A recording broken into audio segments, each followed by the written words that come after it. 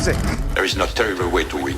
There is only winning. We won't be out long. Take your time. Track's all yours. You ready? The name on the middle of that steering wheel should tell you that I was born ready. Hit it. Attaboy. Let me drive. I will make a fool out of you. I got a message for all of them. Shake and bake. What does that do? Does that blow your mind? That just happened. These cars, you sit in a box, a coffin, gasoline all around you. It isn't like it being inside a bomb. It's tough enough being a girl on the track. Living in my dad's shadow doesn't help much. You have to be kind to the car. You feel the poor thing groaning underneath you. No race was ever won in the first corner. I'm gonna give you an engine, low to the ground, extra big oil pan will cut the wind from underneath you. That'll give you 30 to 40 more horsepower. Every one of us has to find a reason to do this. You do it because you're driven. Brakes are warm. Tires are warm. I'll work in the cars and I'll drive and I'll eat and sleep and I'll work in the cars and I'll drive. Damn fast, and when he runs so close together, it requires fantastic concentration and rather special skills. I was beginning to think I'd never be anything more than a piston-happy lead-foot punk. Then this starts to happen. If you're going to push a piece of machinery to the limit and expect it to hold together, you have to have some sense of where that limit is. Besides, the best drivers don't dwell on the future or the past. The best drivers focus only on the present. They could never have imagined it, those pioneers who invented the automobile, that it would possess us like this in our imaginations, our dreams. I'm gonna give you a fuel line that will hold an extra gallon of gas. I'm gonna shave half an inch off you and shape you like a bullet. Somebody put it in your mind you gotta be perfect every time out or you're a failure. Well, forget that. Just forget it. Racing is in my blood. I was put on this earth to race cars. I accept every time I get in my car. There's 20% chance I could die, and I can live with it, but not 1% more. No, Nicky, don't bring the percentages into this. Don't be a pro. The minute you do that, you kill what's good about this. You kill the sport. And at that speed, your reactions can barely keep up with these sudden changes in direction. You ready to put away your toys and grow up? You want me to work the pit and you drive? Fine, we'll try that. The car's a living, breathing thing, and she's alive. If any of us imagined, really imagined, what it would be like to go into a tree at 150 miles an hour, we would probably never get into the cars at all. None of us. Are you ready to become a real race car driver?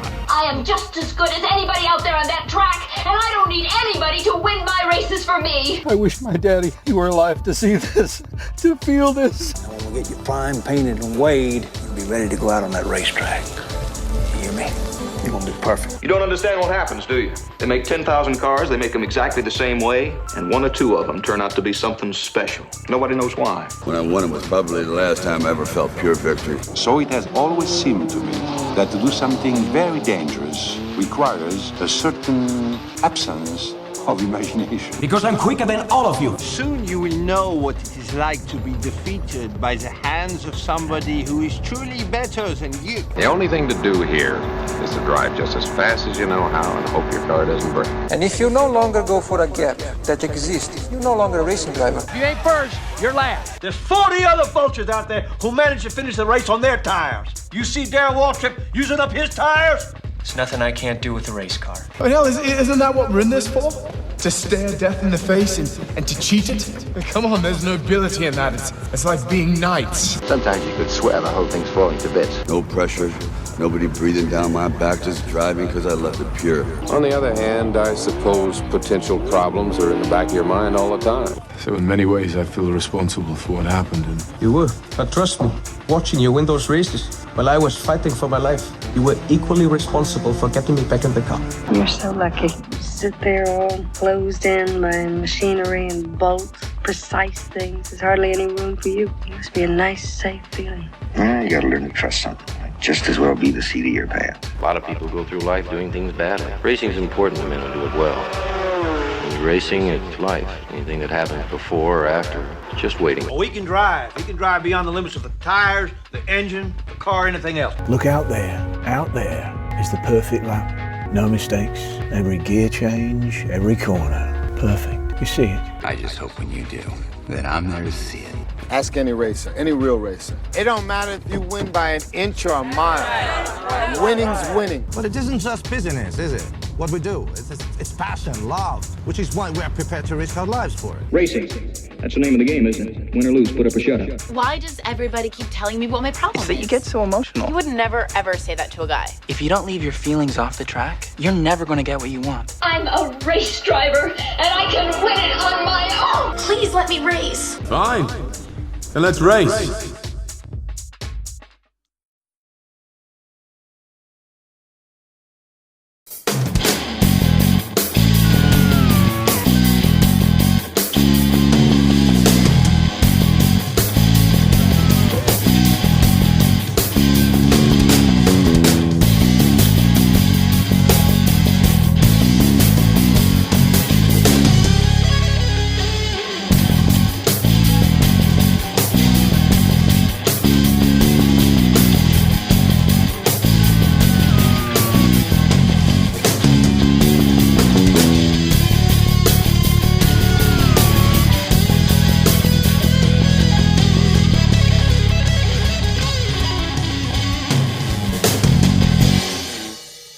Good morning, good afternoon, good evening, and once again, welcome back to the Grand Prix World Series.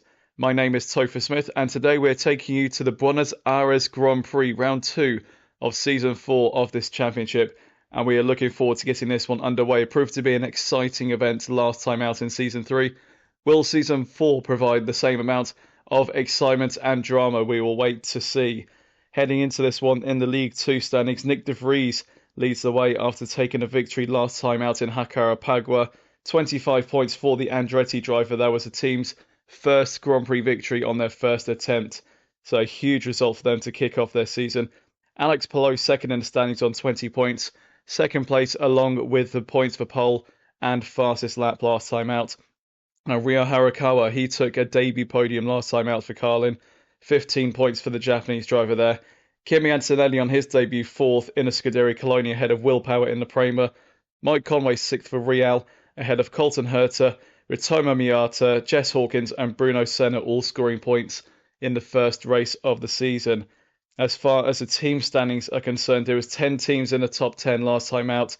So Andretti, Ram, Carlin, Coloni, Prema, Real, Dams, Dome, Surtees and Tolman all scoring points in the first race of the season, with LaRousse, Zach Speed and 40 Corti missing out, but still plenty of opportunities for them to score points across the course of the rest of the season. And looking ahead to today's race, we have just one driver change to make a note of, and that is at the Zach Speed team. Zay Maloney did finish his debut race last time out in Jacarepagua, but not without a lot of drama and incidents along the way. And team principal Mike Smith, recognising the need to score points early on in the campaign to make the most of the upgrade windows, has decided to enlist the help of the experienced driver Robin Freins in a team to help push the team forward and get those all-important points before the first upgrade window. So we'll see how Freins does on his return to the Grand Prix World Series grid. He raced last season and missed out in the driver draft, but now he is back with Zach Speed. Will this be a permanent swap? We'll wait to see how he gets on at the team. But how is today's grid looking for the League 2 Buenos Aires Grand Prix? Well, it is a first ever pole position for Matt Campbell, his second attempt at the Grand Prix World Series, and he's put it on pole position, but by the slenderest of margins to the Dome duo of Ritomo Miata and Nick Cassidy, less than a tenth between them. Alex Palou in the other Ram was on pole last time out in Jacarepagua, this time fourth on the grid to put both Rams in the top four. Zach O'Sullivan showed some good speed and 40 Corti last time out, and he is now fifth on the grid today. Nyck de Vries, our winner from Jacarepagua, sixth in the Andretti, ahead of Ryo Harakawa. Robin Freins on his return will be eighth in the Zach Speed.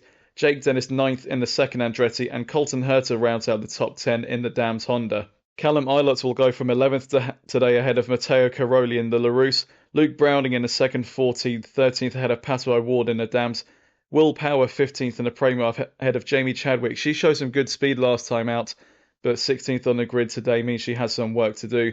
Jess Hawkins scored points in the first race of the season for Surtees.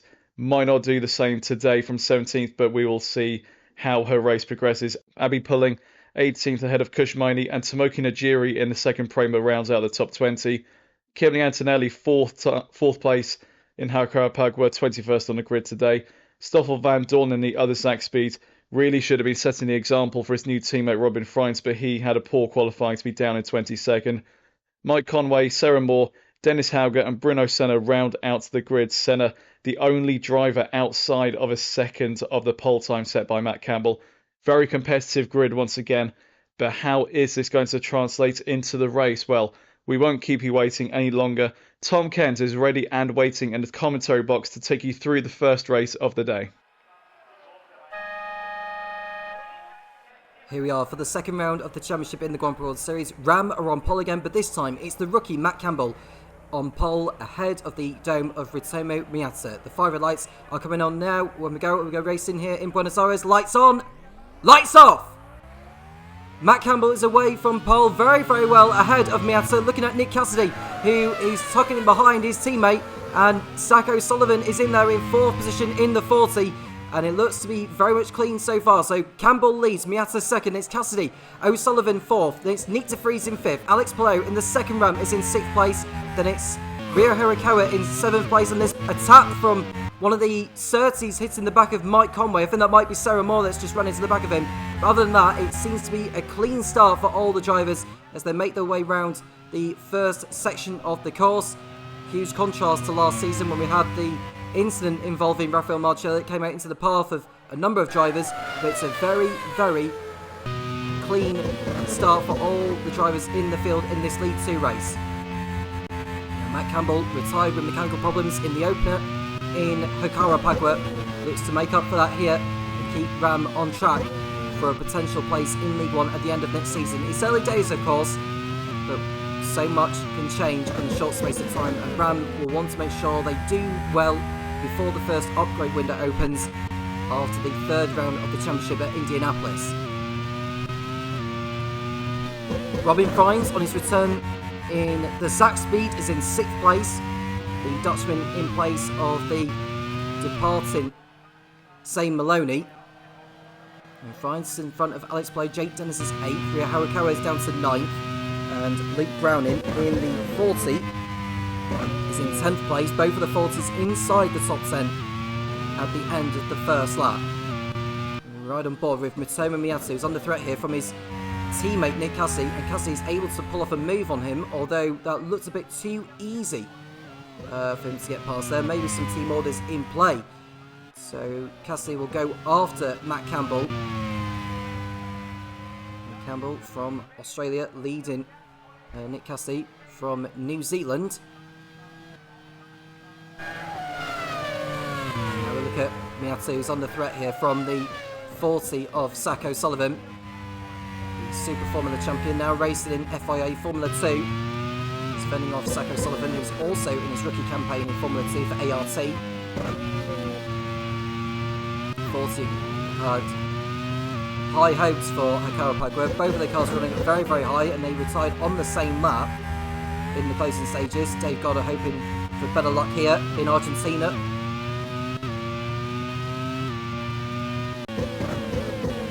Saw the heroics from Tatiana Calderon in the League 2 race on this track last season. Who's going to come away with the race victory this time around in Season 4. It is Tomoki Najiri locking up into the last proper corner of the circuit. And there's an engine failure for one of the Surtees. And it looks like Jess Hawkins has hit trouble in the early stages. And she is going to be out for the first time in her Grand Prix World Series career. That's a huge shame after the success in Jacarepagua. She bagged a couple of points for the team. And it's a repeat scenario for Jake Sanson. Sarah Moore dropped out on the 2nd lap in Jacarepagua. It's Jess Hawkins who retires on the 3rd lap here in Buenos Aires. Hawkins is the first retirement of the League 2 Buenos Aires Grand Prix, and she goes no further.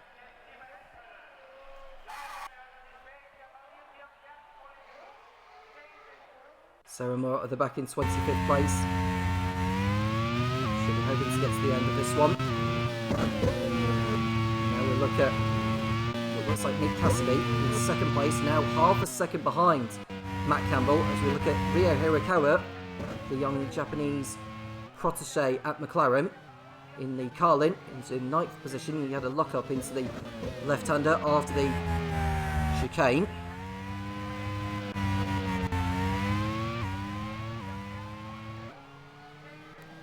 Buenos Aires hosting Formula 1 for a number of years, albeit it had some hiatuses in its time. The last time Formula 1 raced on this circuit was all the way back in 1998.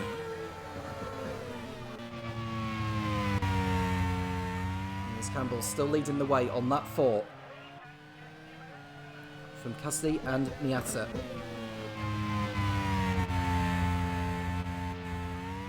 So using one of the shorter configurations.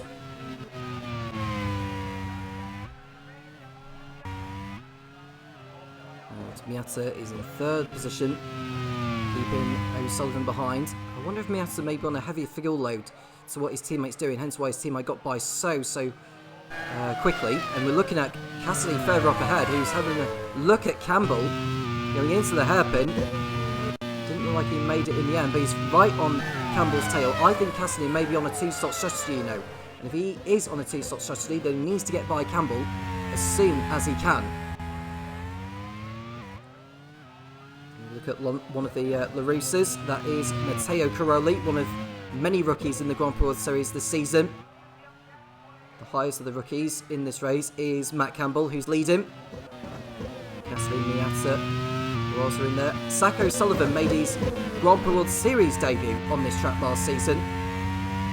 He was racing in an AGS in place of the suspended Alex Palou. He's having a much better time of it here.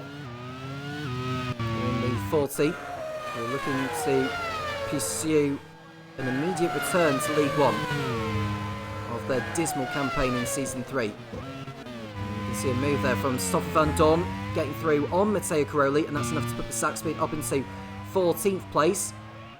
There is Kushmini in the Coloni.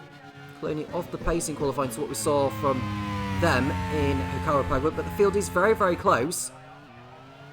I think it's around about a second between the whole field on the grid. Very, very close. You can see that reliability is ticking in a little bit. We saw it in Jacarepagua where we only had half the field finishing. Reliability points did increase from what it was last season. I think it was something like 8,000 or something like that at the beginning of Season 3. This time around it's 12,000.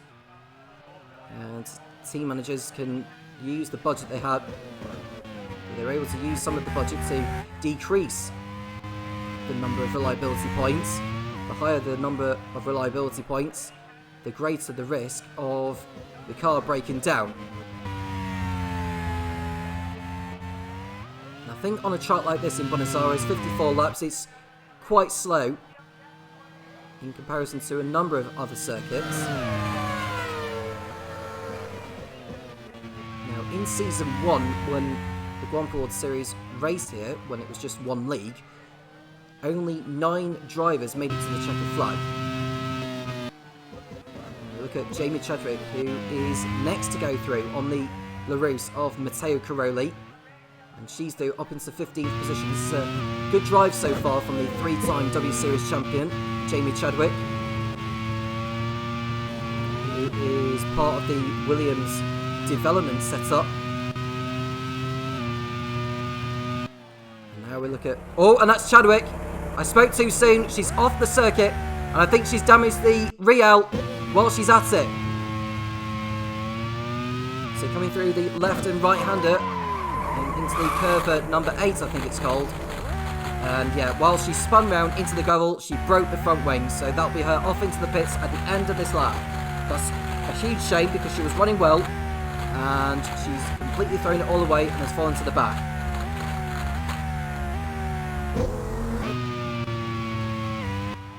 She's back on track anyway, so at least she's still in the race, but she's left herself with too much work to do. It's going to be a long ways for her from there. Nick Cassidy locking up again, all over the back of Matt Campbell, being frustrated behind him for a few laps now. Oh, we're going to see a change for position very, very soon. I can't quite tell whether he's actually right at the gearbox of the Ram. He should be. I think he's fallen back because of that lock-up he had into the Senna S. With Toma Miata running in third place ahead of Zach O'Sullivan. Going very well so far. He's in front of the race winner of last time out at Jacarepagua, Nyck de Vries in the Andretti, who won out in their maiden Grand Prix World Series appearance. And also the first Grand Prix World Series race for team manager Linus O'Howe.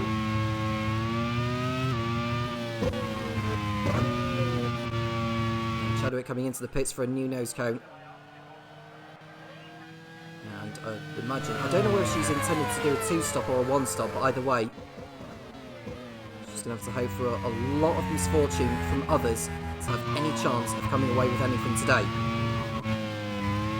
Right on board with Sarah Moore in the Surtees, chasing after the Tolman of Dennis Hauger. FIA Formula 3 champion in 2021, has been around the F2 grid for a few years now. He's had a lot of misfortune come his way, in all honesty. He has picked up a few victories right there and then. Now we look at Colton Herta locking up into the centre S in the dams, and he very nearly came back into the path of the Zach speed of Stoffel van Dorn.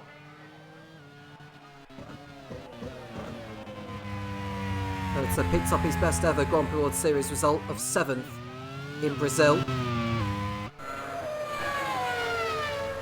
Hoping to continue that form here under the eyes of team manager Phil Kinch.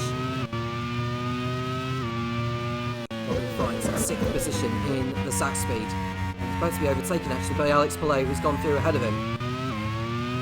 And Palou up the inside before they get to the fast left-right chicane.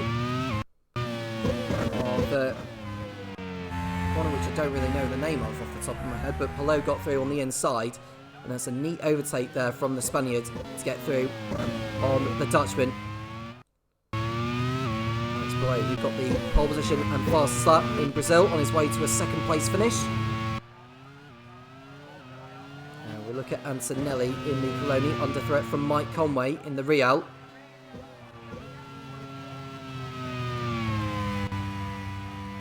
Coloni under new management this season, Lewis Passendale, who was previously the team manager of the AGS team.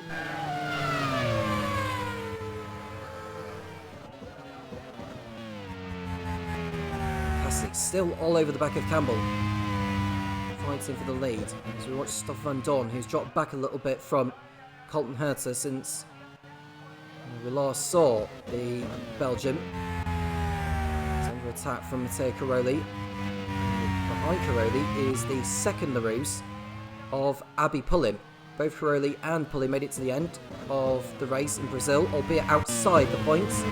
But if you do finish races, then that counts as prize money towards the team manager's budgets before the upgrade window opens after the round that follows this one.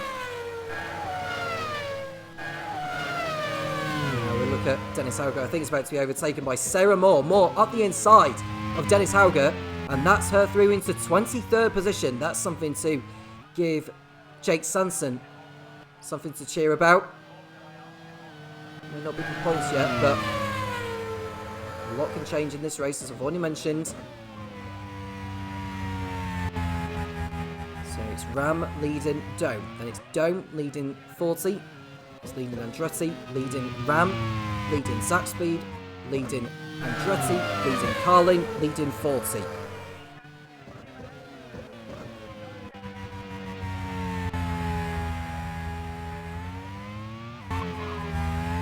We look at Mike Conway, who's locked up into the hairpin by the looks of it. The hairpin named Entrada a los Mistos.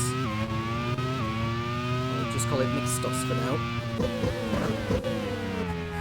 But Mike Conway hoping to build on his 6th place finish. It's the 2nd race running for Mike Conway, if you were to include his performance in Laguna Seca at the back end of Season 3.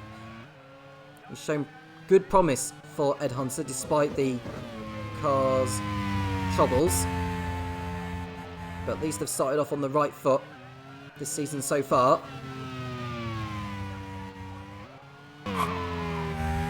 Look at Luke Brown, he's locked up in front of Callum Ilott and Will Power. Just the one retirement so far in this race. Jess Hawkins retiring on the 3rd lap with engine problems.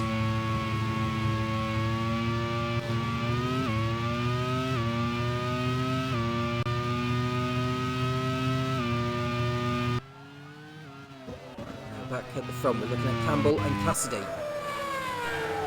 Albeit for a brief moment. Now looking at the battle for 17th position between Tom Najiri and Patrick Ward. Into Mistos, or Mixtos I should say.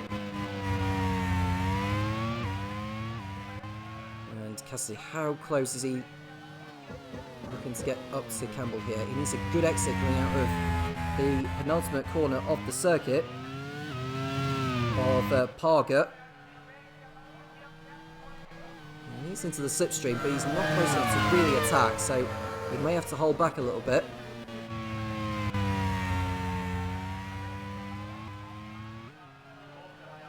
Those closing in on De Vries, whilst he's in 6th place.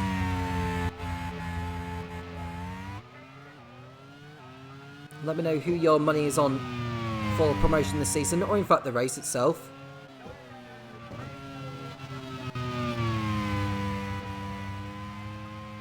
And now Cassidy's right up on Campbell's tail here. Be very audacious to go for a move here. It's just not enough. It's just not really alongside to make the move. Has to hold back. Campbell continuing on. As we watch Browning widen the curb before Mixtos. And in 10th place ahead of Ilott and Power. Hertz is joining in the battle in 13th place.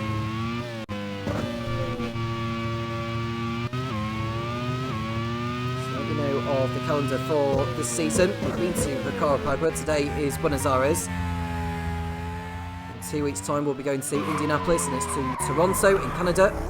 Whilst we watch someone lock up there, I think that was Zach O'Sullivan that locked up into Parga. No harm done there. Whilst I say that, round 5 will be at Montjuic Park in Spain, and it's off to Dijon-Bourgogne in France. Mugello in Italy, Nürburgring in Germany for round 8, which will also be the venue for the mid-season test. Istanbul Park for round 9. And it's Pärnu in Estonia, which is one of many new venues in the Grand Prix World Series this season. And the stop in Sweden for round 11, which will be the last European race of the season. And it's off to Zhuhai in China, or Topless Japan for round 13. It's Yongam Sepang. And the season finale in Surfers Paradise, Australia. There's the Macau Grand Prix to follow that too, which will involve the top 13 highest scoring teams across the 2 leagues that will participate in that. And we'll remind you, the top 3 teams in League 2 at the end of the season will go up to League 1. And in League 1, the bottom 3 teams will go down to League 2. Dome and Ram were one of those that were in the running for promotion going into the last race at Laguna Seca in Season 3, but just weren't consistent enough over the course of the campaign to put their places. But they're looking very good this season. Very encouraging signs for team managers David Yunt and Ross McGregor.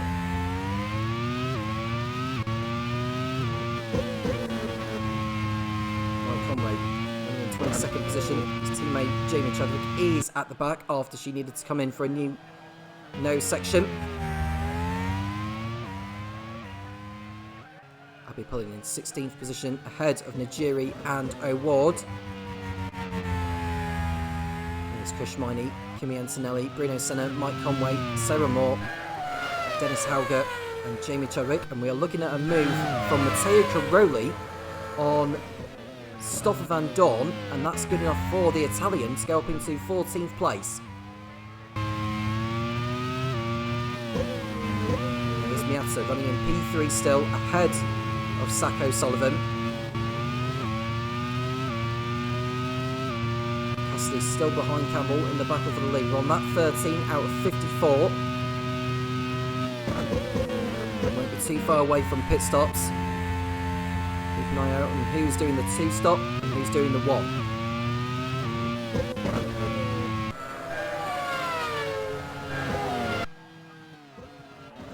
Look at Van Dorn running in 15th place in Zach Speed.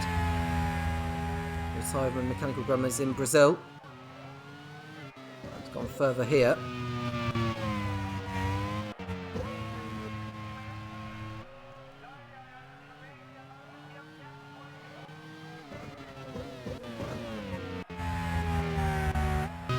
The top 10 has been unchanged since Alex Palou got by Robin Fines about 5 or 6 laps ago.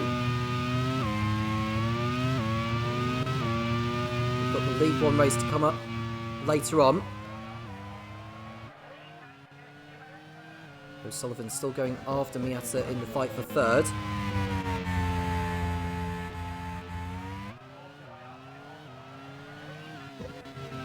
Dennis Hauger has come into the pits at the end of lap 13. I don't know if that's a scheduled pit stop or whether he's encountered problems as the Norwegian. He'll come out in front of Jamie Chadwick anyway. The timing of his pit stop may pay dividends later.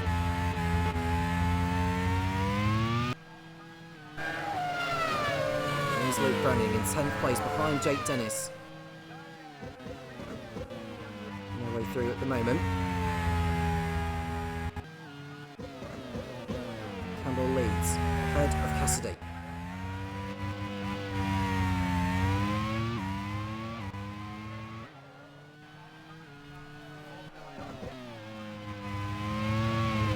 Lock it up. Only a slight lock up before he carries on.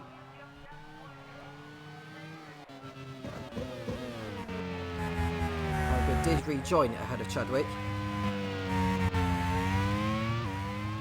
Start getting hammered down and putting some fast laps and complete an undercut on a number of drivers.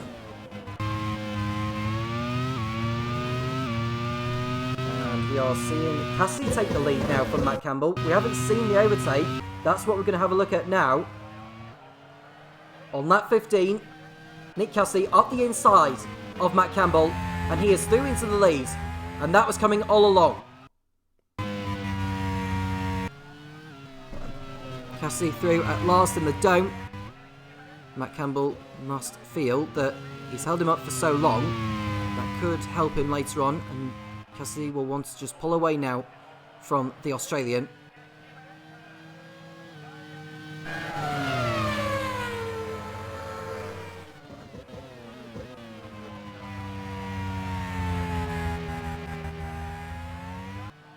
Ilott and Power still behind Browning as we look at Browning trying to get through on Dennis.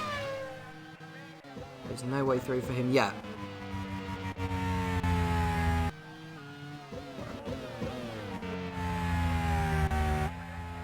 Cassidy into the lead of the Grand Prix World Series race for the first time in his career.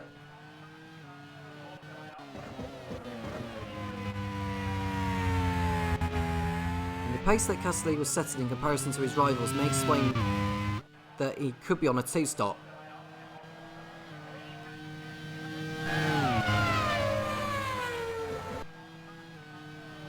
Timo Miata in third place still. Both of the domes in the top three. There's O'Sullivan, De Vries, Pelot, Freins, Hirakawa, Dennis and Browning.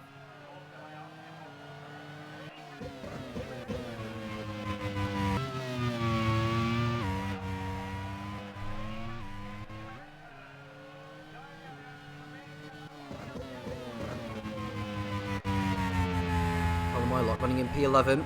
He had a tough time of it with LaRousse last season. Second place in the LSA. Oh, that's off! Is that Dennis who was off? I think that's Jake Dennis who ran wide. Or was it De Vries that ran wide? I think it was De Vries. He spun at turn number 4. Came right back into the path of Callum Ilott off the racetrack. And Callum Ilott will be absolutely furious. Nyck de Vries, very lucky not to have completely taken out Ilott there, but he will be in serious trouble with the stewards for coming right back into the path of the Brit. He's having to wait for the whole field to go by. Amazingly, no damage has been done to his car. But he's certainly damaged Ilott's. And I can imagine he'll be hit with a time penalty for that. And it's a 30-second time penalty and a back of the grid drop for the next race at Indianapolis.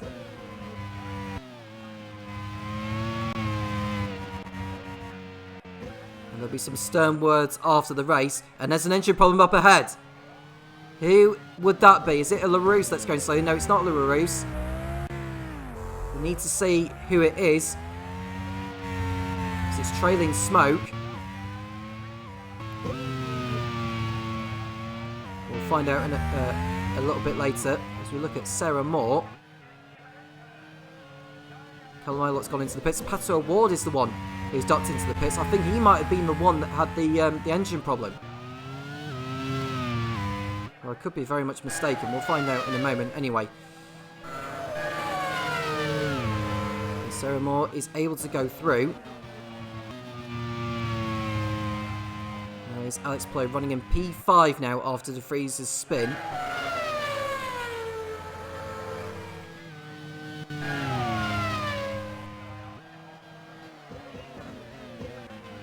Cassidy 1.4 seconds clear over Matt Campbell now, with Ritomo Miata in third place, Sakura Sullivan fourth. There's Alex Palou, Robin Fines, Rio Hirakawa, Jake Dennis, Luke Browning, and Will Power as Bruno Senna is the next to go off the racetrack. Has he done exactly the same thing as what Nyck de Vries did on the previous lap? He has done. He's gone further into the gravel trap this time. He should be able to rejoin without causing any drama with any of the other drivers. In fact, he's gone bouncing over the grass. He needs to be careful doing that, because that can easily rip the wheel off, and he's having to wait for the field to go by now. He's lost so much time thanks to this. Nick Cassidy has come into the pits from the race lead, as does Sako Sullivan. Matt Campbell goes back into the lead with Ritomo Miata in second place. We've got Alex Palou, Robin Fines, Rio Hirakawa also going through. Jake Dennis, Luke Browning also heading in. And Nick Cassidy, I think he's going to rejoin in some relatively clean air, and that's good news for his race. Colton Hurter making his way into pit road.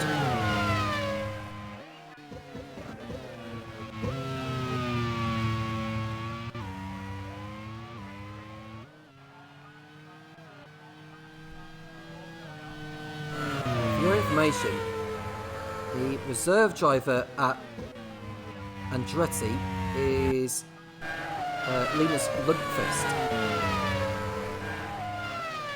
He's never competed in a Grand Prix World Series race. Had De Vries taken Ilott out of the race completely, De Vries would have been hit with a race ban, and Lundqvist would have been the one replacing him for Indianapolis. De Vries is a very lucky man that he's not being excluded from this one or out of the next race after that collision with Ilott.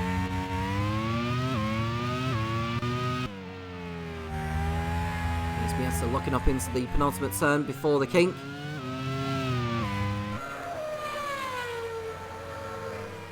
Cassidy's running in 9th place after his pit stop. He's behind Will Power. Browning's coming to the pit, so Cassidy will move back up the order a little bit.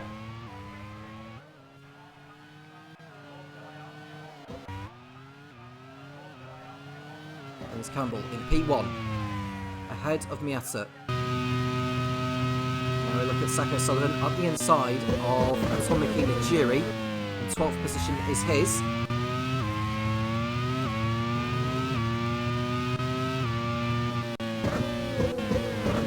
Next drivers in front of O'Sullivan are Abby Pullin and Stoffel Van Dorn.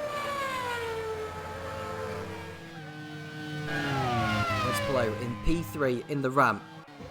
His teammate Matt Campbell is in the lead for now. It's Dennis Hauger locking up into turn 1, going away with it.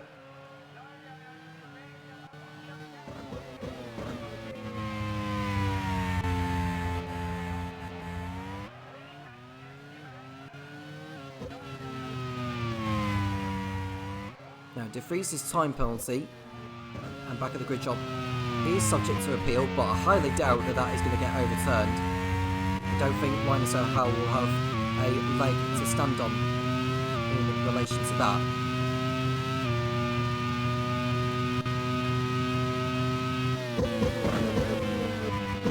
Will Power comes into the pits. That releases Nick Cassidy. I wonder if Nick Cassidy may go for a new fastest lap here.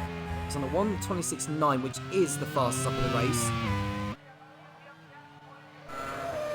To improve that on this lap. The point is his at the present moment.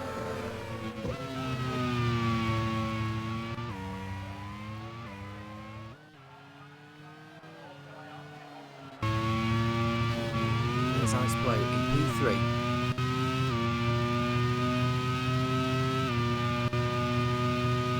formerly within the AGS team. The team had folded after their relegation. And Alex Palou has been recruited by Ross McGregor to be alongside Matt Campbell.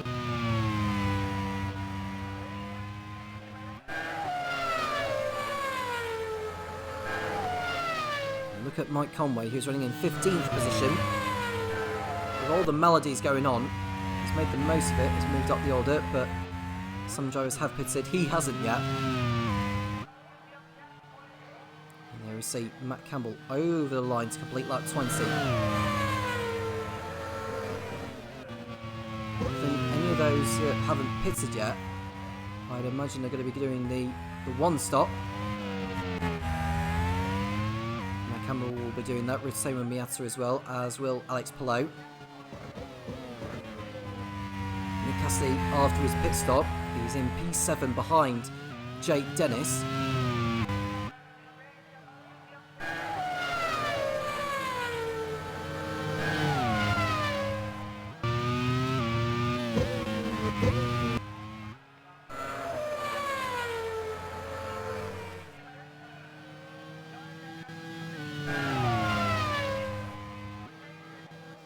See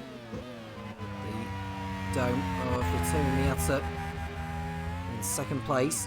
His teammate Nick Cassidy is P7 behind him, it's all over the back of him. Oh, and there's a collision. That's Antonelli. And who's that? Is he tangled with? I think he's gone off at Antonelli. Yeah, he's done exactly the same thing as what Nyck de Vries did. And I think he's done exactly the same by coming back into the path of another driver. In fact, he's taken out Nyck de Vries as he rejoins back onto the racetrack.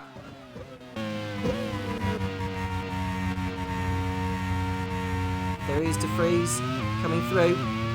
Right on board now. Has that terminally damaged the Andretti? Don't think it has. But it certainly broke de Vries' front wing. And Antonelli will be hit with the same punishment is what de Vries got for the collision with Isla earlier on. 30 seconds worth of a time penalty. And back at the grid shot for the next race in Indianapolis.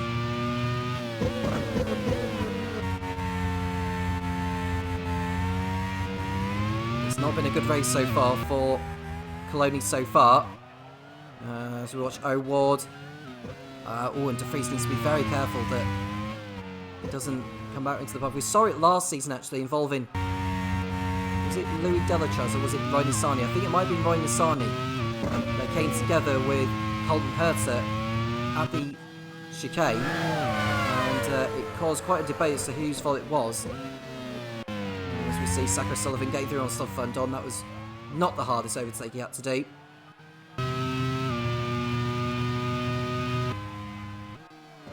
Sarah Moore is about to be overtaken by Will Power. And de Vries comes in for a new nose section. I think that's effectively this race done, to be honest with you. As you see, Colton Herter getting through on Sarah Moore. Sarah Moore is beginning to struggle. She hasn't pitted yet in this race. Here we see Matt Campbell in P1. Over 6 seconds clear of Ritomo Miata.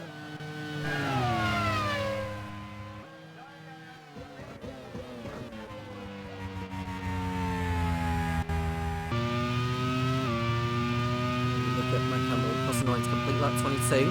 Not too far away from his only stop of the race.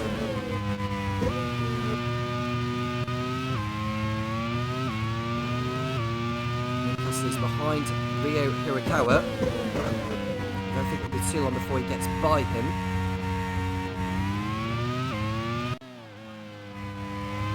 Jamie Chadwick, after her excursion, and he's coming for a new front wing. She's in 23rd place, ahead of Bruno Senna and Nyck de Vries.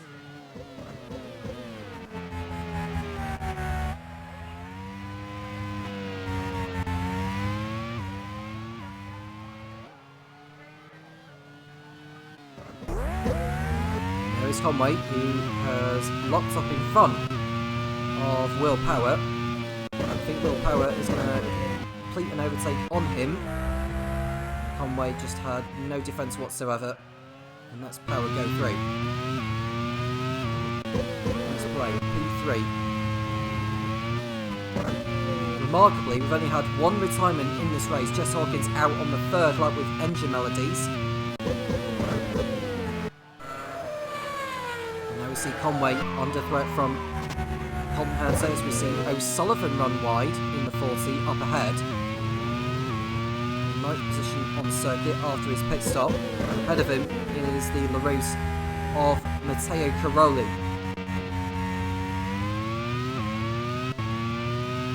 Jake Dennis in P7 behind Rio Hirakawa, who's been overtaken by Nick Cassidy. And Cassidy's all over the back of Robin Frines, and I think Cassidy's going to go through on Frines, which he does so now into 4th place. Cassidy coming back through the field. Back into the race lead once Campbell, Miata and Pelot come in, but Cassidy is expected to make a second stop in this race.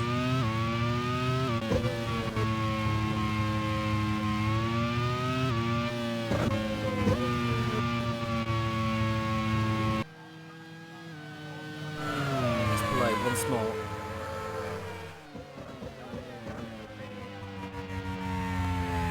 Two Rams in the top 3 still, 2 Domes in the top 4, so it's Ram, leading Dome, leading Ram, leading Dome. Robin Frines doing a stellar job so far on his return in 5th. It's Rio Hirakawa going well again in the Carlin, with Jake Dennis in the Andretti, who is pretty much their only hope now in salvaging something from this race.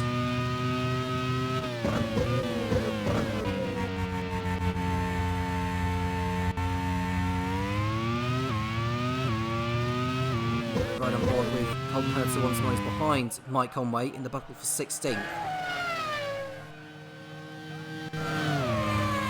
It's Ice Below who will be under threat from Nick Cassidy very shortly. Although I would expect Below to be in the pits before Cassidy catches up to him.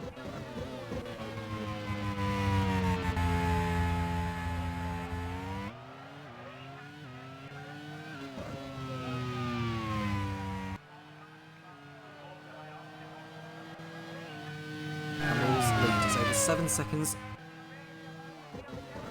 ahead of Ritomi Miata. And there's Will Power running in 15th place.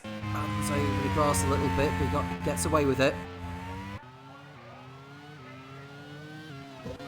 He's not had the best of luck in the past at this track as Will Power.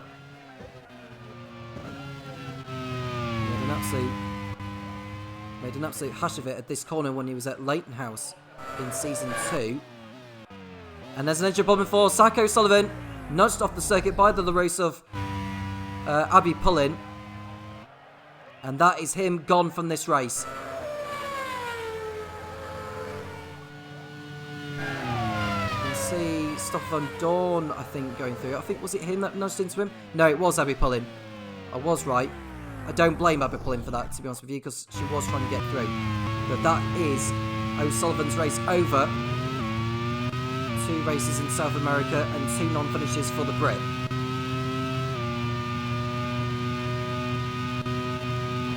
Right on board with Abby Pullin. And yeah, I think that'll go down as a racing incident. O'Sullivan retires from the race. He is the second driver to retire, and that's engine problems for Dave Goddard's team.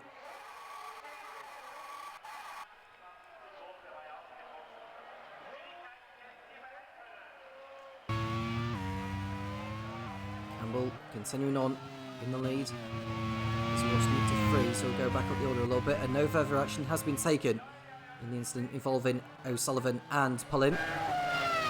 Abby Pullin's had a happy time with it recently. Twice a race winner in Miami in F1 Academy. She also won in Brands Hatch in British F4. And that's Sarah Moore off the circuit, and I think that's a problem for the Surtees driver. Has she had a spin, or is it a mechanical issue? It looks like a mechanical issue for Sarah Moore, and that is her out of the race. Both Surtees cars out of the race now. Jake Sunson is going to leave here with no points to his team At least Sarah Moore got further into this one than she did so in Jacarepagua, but she'll want to be getting to the end of races. And that's the end of it for the team.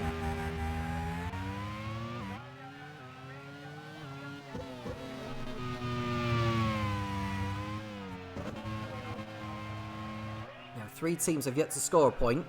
10 different teams scored points in Jacarepagua. Colton running wide at turn 1 thanks to a lock-up. LaRousse, Sat Speed and 40 are the only teams yet to score. And Matt Campbell's come into the pits from the race lead, ahead of Ritomo Miata, who is staying out for another lap. Now, where will Campbell come out? He'll come out behind Cassidy, we know that for a fact. Where is he going to come out in relation to Luke Browning, maybe? Well, he should get out ahead of Browning because Browning's too far back. And Campbell rejoins ahead of Matteo Caroli. Campbell is rejoined in 6th place behind Jake Dennis. Now we wait for the gaps to update, and then we'll know the real gap between Cassidy in 3rd and Campbell in 6th. Cassidy is expected to make another stop though.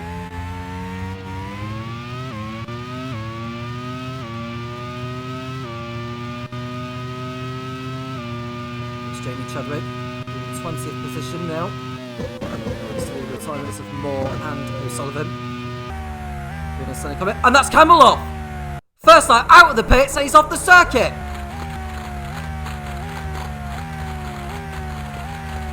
That's a shock, straight into the gravel trap at curve number 8.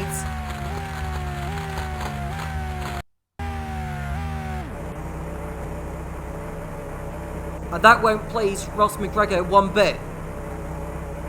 Campbell, with a chance of going for the victory, he's out of the race now. He's off, he's out.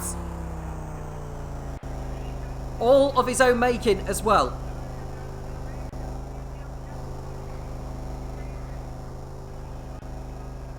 Another chance of a victory for Matt Campbell disappearing. After being on pole today, he has thrown it all away.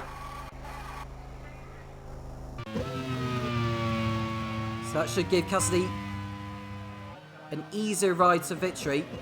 But Ritomo Miata and Alex Pereira are still yet to pit.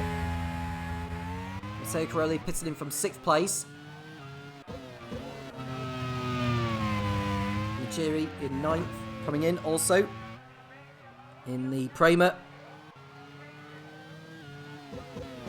Conway also heading in.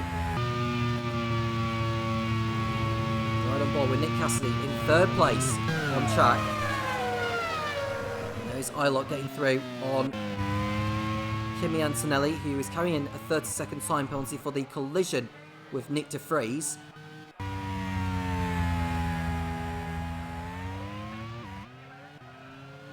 Colton Herta with a near fast stop of the race on his fresh set of tyres. He's outside the top 15 at the moment, is the American. He's having another good race so far.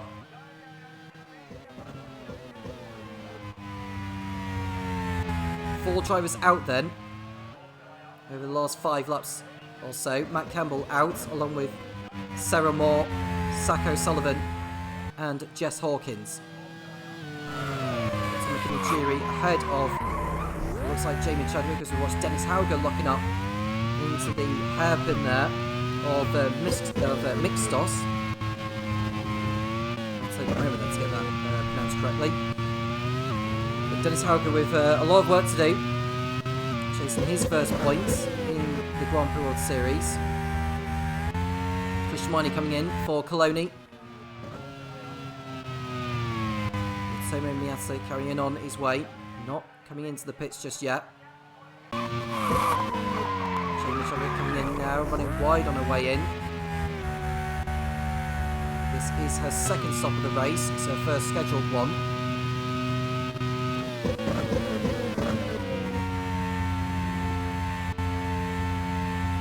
I wonder where Miata will come out, as Colton Herta sets another new fast stop of the race, 126.7. still outside the top 15 as we speak, but he's going very well, seeing some fast lap times as we watch Cassidy run wide on the exit of the right-hander before the centre S. You won't want to do that too many times. We have seen drivers break their front wings bouncing over the grass at that particular part of the course. That's staying out there still. I wonder how many laps he's still got left on his fuel gauge. He's coming up towards back markers now, so that will probably be the point where he needs to come in. Oh, and Cassidy speeds at turn 1 though! Cassidy in the dome, throwing it all away at the first corner of the racetrack. When it looks comfortable for the Kiwi, he is spun at the first corner of the racetrack, and Cassidy is probably going to have to wait for Robin Fries to go through before he rejoins. Stoffel van Dorn coming into the pits in the sack speed, as is Abby Pullin, and Cassidy is struggling to get the car pointing the right way. He needs to be very careful he doesn't damage the car here. Very lucky to get going again, but he is only a short distance clear of Alex Palou, you could just see in the background. That has made Cassidy's race harder than desired. Robin Fries through into second place in the sack speed, but he's yet to make a pit stop in this. And Colton Hertz, for the third lap running, has posted a new fastest lap of the race. He's enjoying life out there, and if he keeps hold of it, that'll be a championship point coming his way. And that'll be the first fastest lap point he'll have achieved in his Grand Prix World Series career. And finally we see Ritomo Miata coming into the pits from the lead. What is Robin Fries going to do? Is he going to stay out there, or is he going to come in also? No, he's also hanging in. Could have stayed there for another lap if he wanted to, with the number of laps he had left on his fuel gauge. But he's coming in now, and Nick Cassidy will go into the lead ahead of Alex Palou.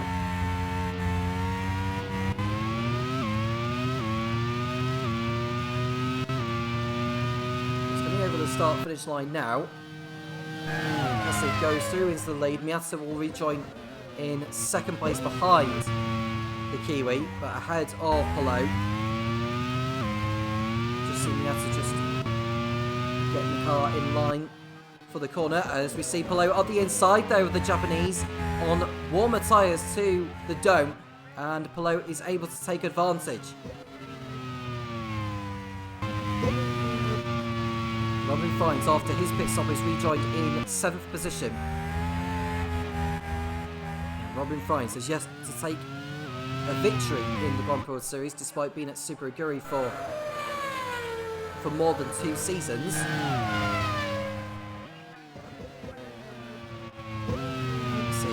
Nyck de Vries trying to make up for lost time. He has that penalty hanging over him.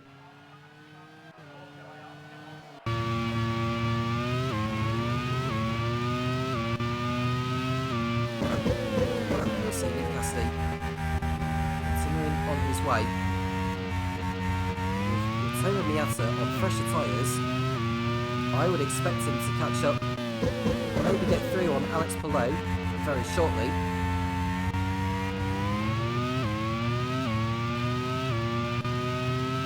Cassidy got away with one there. And the bad news for him is that he was due in for another pit stop before this race is over, so he's got a lot of work to do if he's got any chance of even finishing on the podium.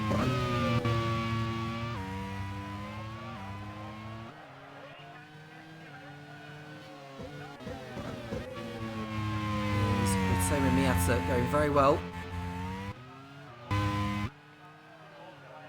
We're looking at Tomoki Najiri. Oh, he had a little twitch there on the pit straight there. I'm not sure if he's encountered a bit of a problem, but seems to be under control with that. Behind him are Abby Pullin, Chris Schmeiney and Colton Hertz, who's into 15th place now. On a charge is the American with the fast laps that he's been putting in.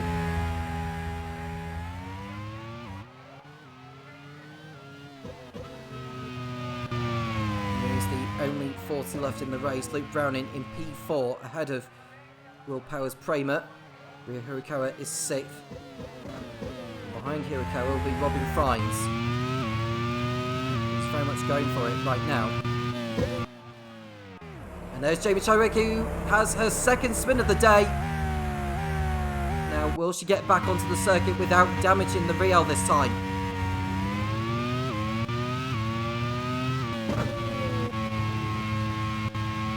So she's coming through the chicane. Enters the right-handed curve on number 8. Bounces her way towards the gravel. Is she able to get out of there? Or is it curtains for her race?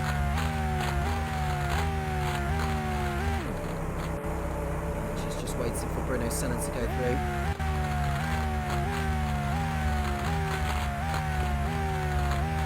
She's heading back onto the circuit now in 22nd and last place.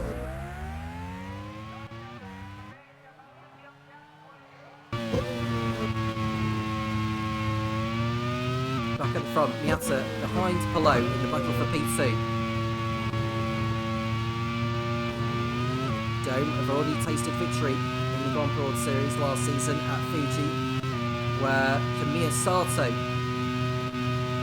came out on top. As Cassidy locking up into Mixtos. Palou and Miata won't be too far behind him very shortly. They don't even need to go for it on him, do Palou and Miata, because they know that Cassidy is due into the pits again.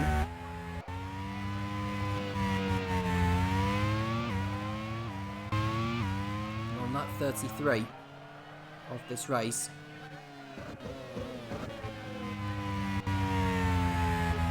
There's Palou, there is Miata.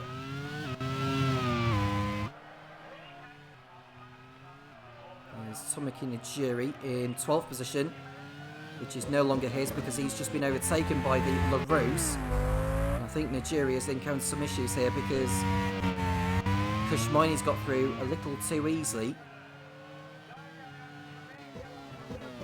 It may be that Nijiri ran too far out wide and it was easy for Pullin and Maini to go through, and Colton Herter I think will follow suit.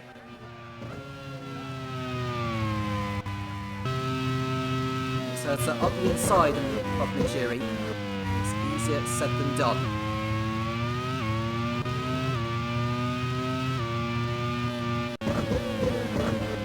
That's his teammate Pato Ward is in 10th place in the dams. Behind Matteo Caroli, who's chasing his first Grand Prix World Series points.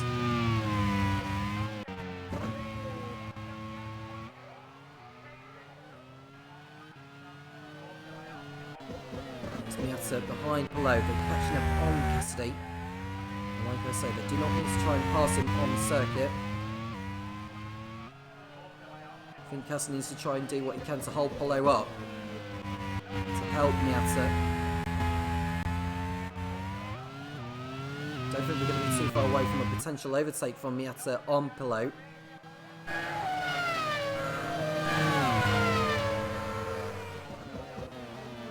Less than 3 seconds separating the top 3.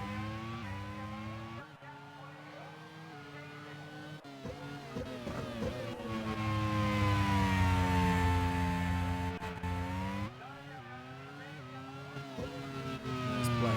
P2. There's O'Ward, who's running in 10th place, the former Arrows driver. Now racing for dams. Mexican doing a fine job so far to maintain the position.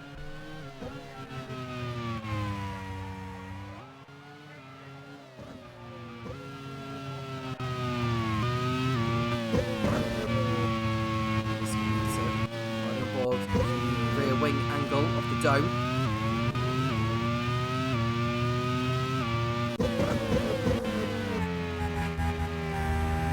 Third, it's Browning, Power, Hirakawa, Frimes, Dennis, Caroli and O'Ward.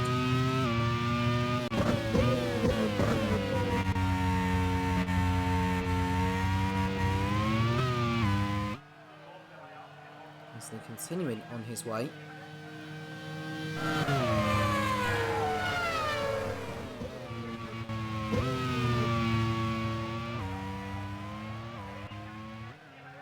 Approaching 2/3 race distance. Gasly needs the best pit stop of the race to get out with some clean air, but I think it's going to be very difficult for that to happen. Tom Herter comes in for his second stop of the race. I don't know if he's encountered a problem, Miss Herter.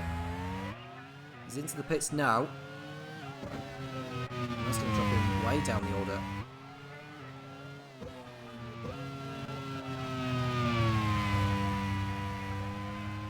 Four drivers out of the race so far. We've lost Matt Campbell after a spin into the gravel. Sarah Moore retiring with engine problems as, transmission failure it was. Sacco Sullivan and Jess Hawkins are the other drivers to retire as Pato Award goes through on Matteo Corelli very easily. And I think the LaRousse has hit trouble. We'll have a look to see what the issue is with Corelli.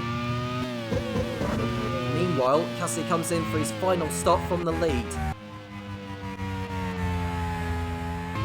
There's getting through, and there's Van Dorn getting through on Corelli, and Corelli has really hit trouble, and I think he came very close to taking out Van Dorn into the left-hander. You can see Van Dorn had to pull out alongside at the last moment. The pair are very lucky to keep going. Next behind Corelli will be his teammate Abby Pulley. Cassidy, Browning and Power are all in the pits for their second stops. Hello goes into the lead with Miata in second place. There's Hirakawa, Frines and Dennis. I think Cassidy will get out in front of Pato Award in 6th place.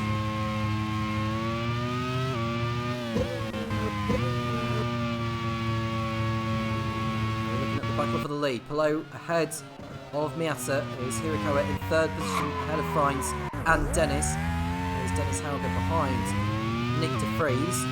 Corelli was able to get his LaRousse back to the pits. He has lost a lot of time on his way in.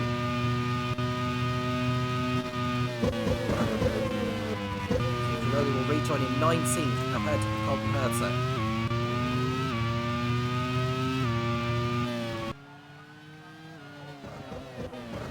There is below. There is Miata.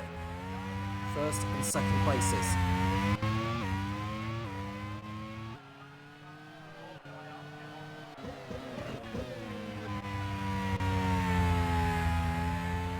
Closing stages of this race. It's all to play for between Dome and Ram. Carlin are looking good. Carlin are looking good for their second podium in a row. With Rio Hirakawa in 3rd place as Will Power locks up, gets away with it ahead of Kushmaini.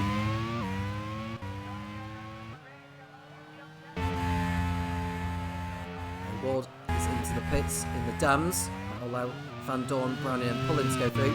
It's looking good for 40, Sack Speed and LaRousse.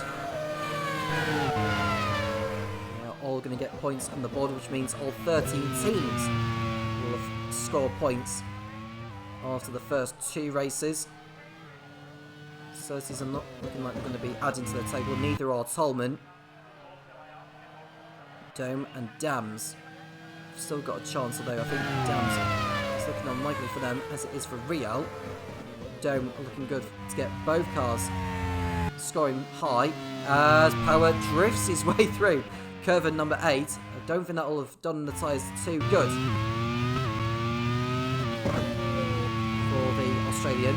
The 2022 IndyCar champion drifting his way through the corner where we've seen a few drivers spin round there, i.e. Jamie Chadwick and Matt Campbell. Power is having to work his way by holding up Kushmaini.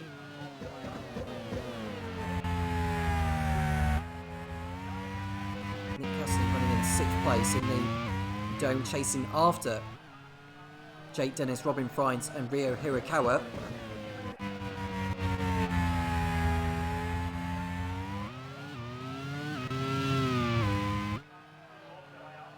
And Robin Frines chasing a podium.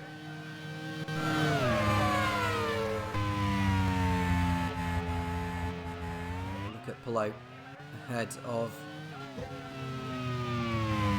again. heavily into the centre S. And Colton Hertz right behind him. After his really unexpected pit stop, he's going to be struggling to hold Hertz back, I would have thought.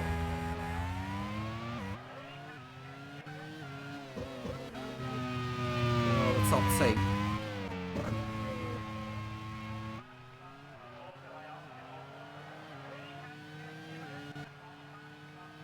Looks like Luke Brown is chasing after Stoffel Van Dorn for P7. So both of the Zach Speeds are going to be scoring high, with Ryan's 4th and Van Dorn 7th. That's going to please team manager Mike Smith. Ryan's is on course for 12 points, Van Dorn 6. 40 are going to get 4 points on the board provisionally. Abby Pullen is on course for her first points in the Grand Prix World Series. That's going to put Louise on a couple of points too.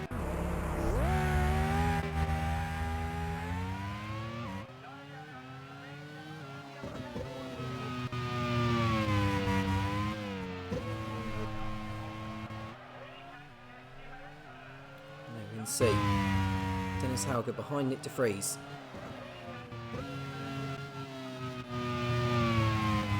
Anthony and de Vries are well out of the points anyway. It's unlikely they're going to be scoring. Luke Browning, meanwhile, has got 3 on Stoffel Van Dorn for P7. Van Dorn down to 8th now, just in front of Abby Pullen, although Pullen's a few seconds back. Pullo still holding on though, ahead of Miata.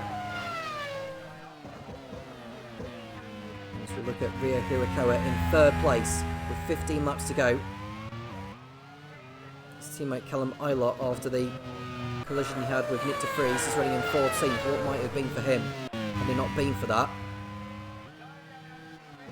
It's behind Mike Conway. We go back to the leaders again.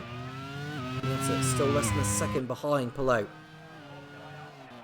As we look at Bruno Senna, who runs wide into turn number 3. He's able to hold on. He's in front of Jamie Chadwick. None of them have nothing to play for really in terms of points. It won't be too long before they get lapped by the leaders at this rate.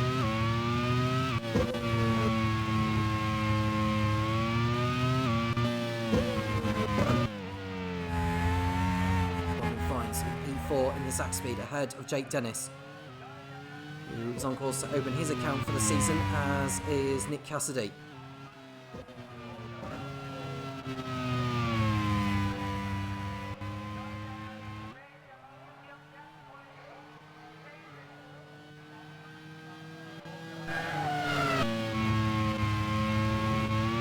That's it, we go.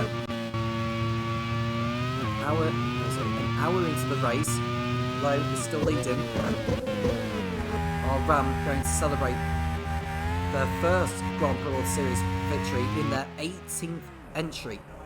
Well, Jake Dennis has spun round in the Andretti, right in front of Nick Cassidy. And that's not good news for team manager Linus O'Howell by any means. He's chasing after 4th place Frines, who just carried too much vodka into the corner.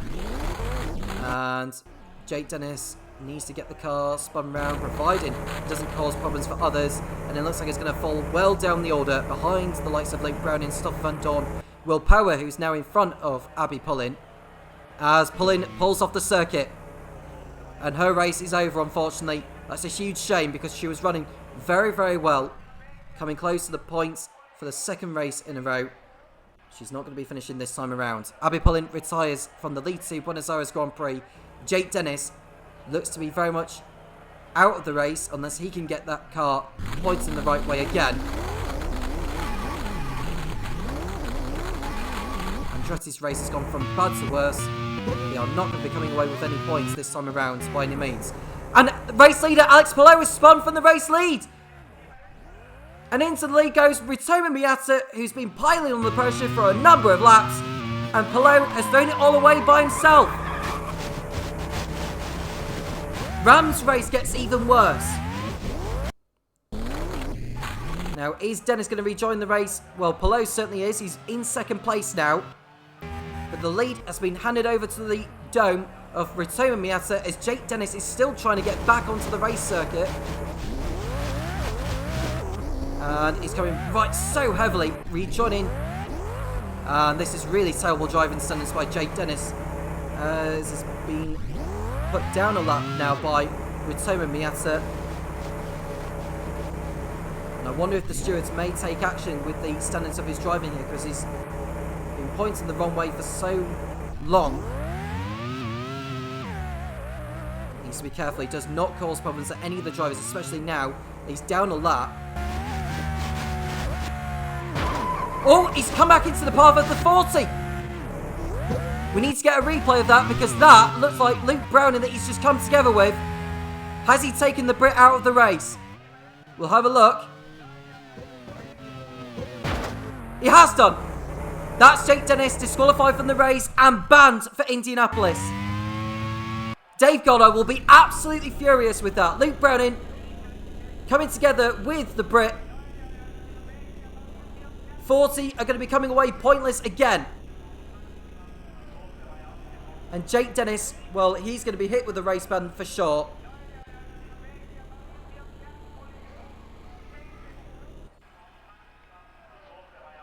And that's another retirement. This race has taken a turn.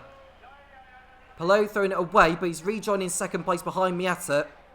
Luke Browning, by coming together with Jake Dennis because of Dennis's spin, has lost what would have been 6th position.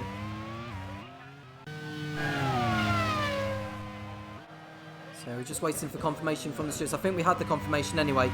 Jake Dennis disqualified from the race and banned for the Indianapolis round. Which means that Linus Lundqvist is going to get his Grand Prix World Series debut.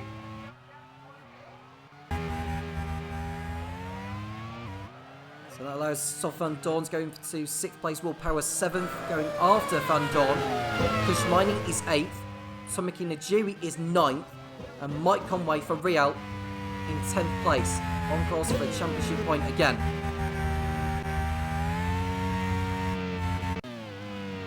Now we watch Jamie Chadwick locking up into turn 1, nearly taking out Bruno Senna. She didn't, thankfully. Chadwick was into the slipstream, going for it on Bruno Senna. Oh, she actually went for it. She completed the manoeuvre, thankfully, but she locked up and probably done no good to the tyres. You can see Miyata still leading the way, 7 seconds clear over Alex Palou after Palou's spin. Hirakawa is 3rd, and it's Nick Cassidy who's in 4th place. Not anymore now, because he's just got through on Hirakawa. Up to the podium place as he goes. He could have been leading this race. A little bit for that spin. And now we can see a collision involving Antonelli and what looks like Matteo Caroli. But I think Antonelli has encountered problems, which is why he's just pulled off the circuit.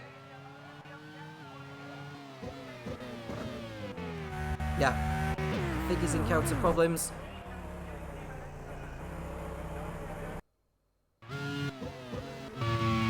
Having a look at Caroli here. From his perspective, he's a long way behind Antonelli, actually.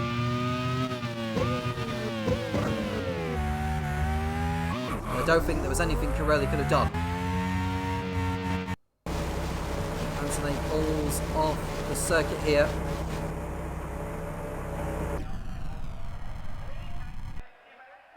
Yeah, the engine switched off and Antonelli's race is over with electrical problems.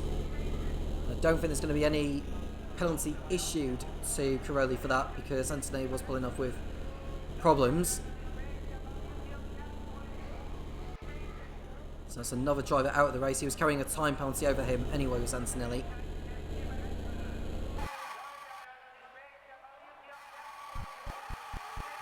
His car is carried over the barrier.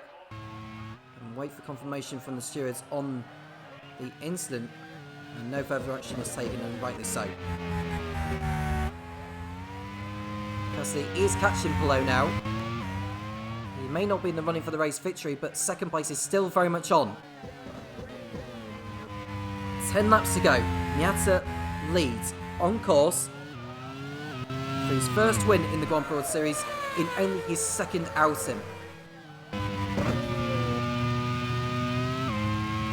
If he does that, then both of Dome's victories in the Grand Prix World Series will be won by a Japanese driver.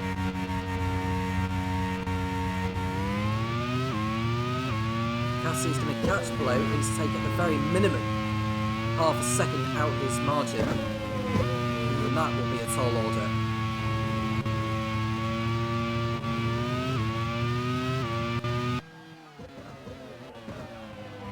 It's looking very good for David Young's team.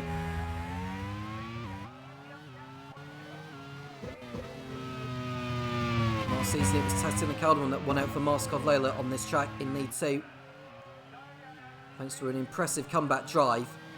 But today, it's all about Ritomo Miata at the moment. You see Van Dorn and Power still going at it in the fight for 6th position.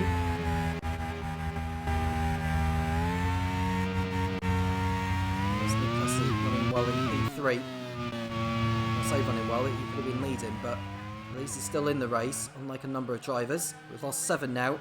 Kimi Antonelli, Luke Browning, Abby Pollin, Matt Campbell, Sarah Moore, Zach O'Sullivan and Jess Harkins are all out of the race as Chadwick locks up again in the Real.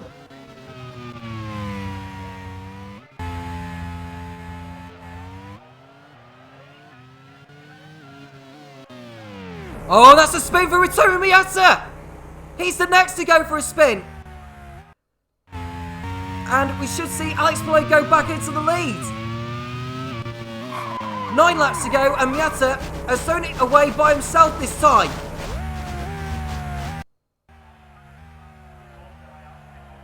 Does he rejoin it? Oh, that's so close to taking out Alex Malone. That was dangerous for Miata.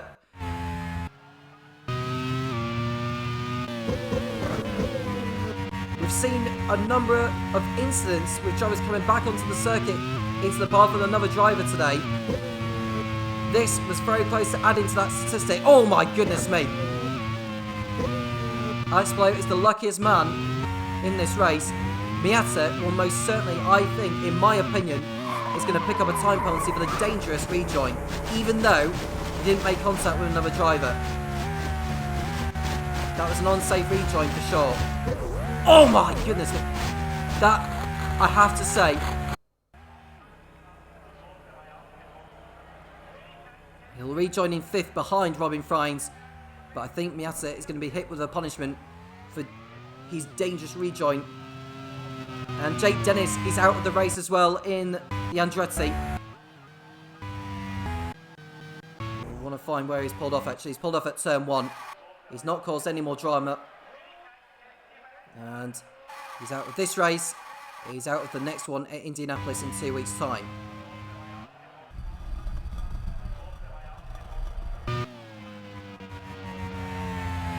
Hirakawa in P3 now in the Carlin. Now, did we get anything from Ritomo Miata? I didn't quite see whether he picked up a penalty. We'll find out as the race concludes.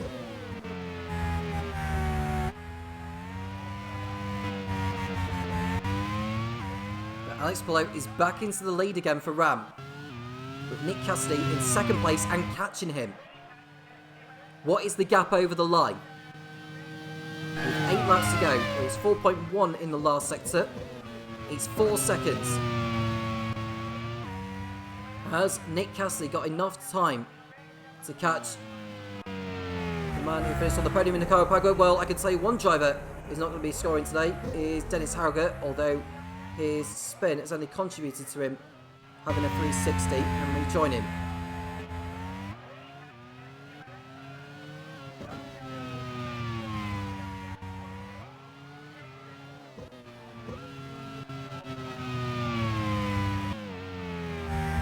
Power in 6th place for Prema, ahead of Stoffel Van Dorn. It's Kushmani in 8th place, Nigeri 9th. Both Prema's going to be scoring in the team's 2nd Grand Prix World Series outing. gap in sector 2 between Palou and Cassidy is 3.5 seconds. Cassidy has been able to take half a second out of Palou's lead on this lap so far, and they've still got the third sector to get through.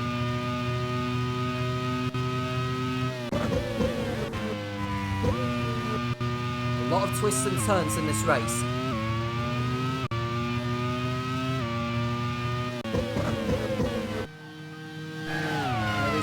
In P1 with 7 laps to go. He's 3.4 seconds clear over Cassidy. Cassidy took another 10th out in the last sector. 6/10 in total on that lap. Has he got enough time? He's on fresher tyres to what Palou is on.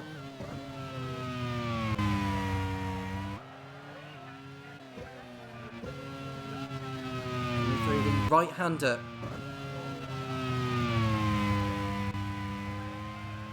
2/10 taken out of Palou's margin in the last sector. So we watched Nyck de Vries, who's in 15th position on track. A 30-second time penalty will drop him well down, all the way to 19th, I think.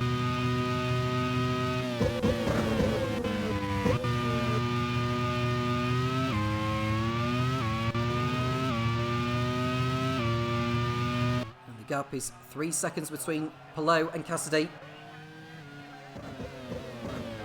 Cassidy is getting close, but he's running out of time to catch Palou. Running out of chances to get the overtake completed, unless Palou just makes an absolute hash of it, like he did earlier.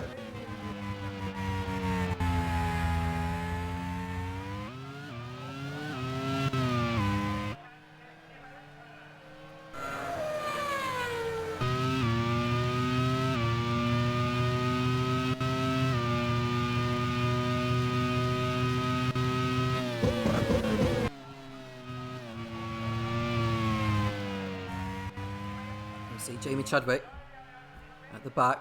At least you'll see the checker flag for the first time. The gap is 2.8 seconds between Palou and Cassidy, with 6 laps to go.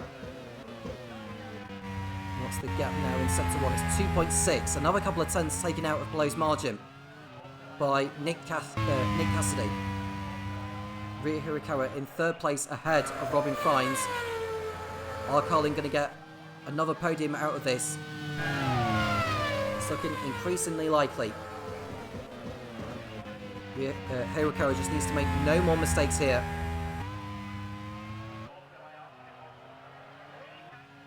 And Van Dorn running wide on the exit. Curve number 8 before Ascari, but he's still on course for his first points of the campaign, and Sax Speed's first, with Robin Fines running in 4th position.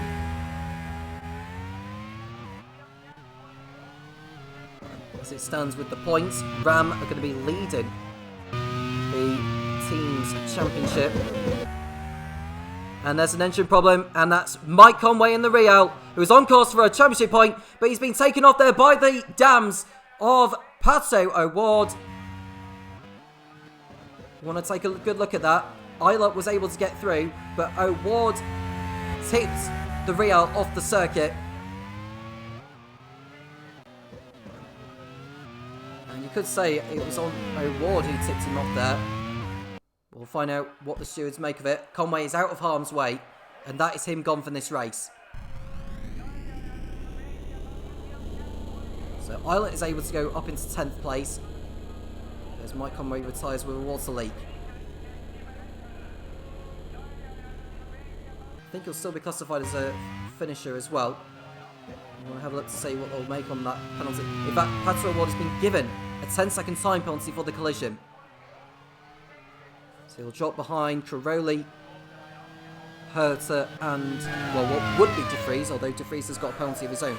So as it stands, O'Ward will lose 2 positions.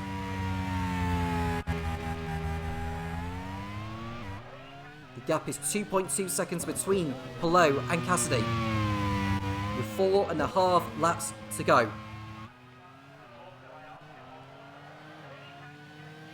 And the gap in sector 2 is 2.1. Cassidy was able to take another 10 out of the margin. Hirakawa still in 3rd place ahead of Robin Fines. Miyatsu is a further 3 seconds off. as he makes another lock-up into the centre S.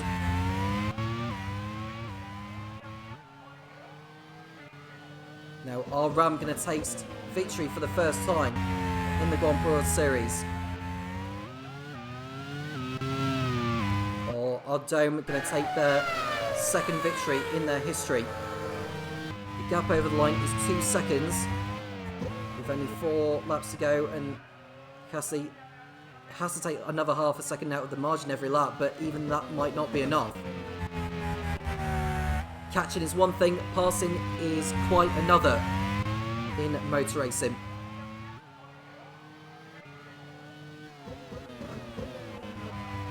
Looking at Nyck de Vries, he's in 14th place, but will drop back thanks to the penalty he's got.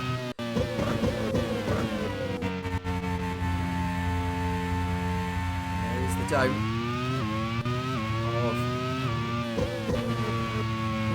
I think that's or is that Ritomo Miato? It might be Miato actually, thinking of it.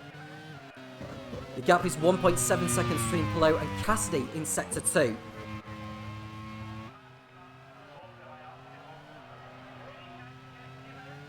And we see Fines bouncing over the grass before the centre S. That's not going to help the car too much. He's not too far away from a solid result there for Fines on his return to the Grand Prix World Series. Hirakawa in 3rd place.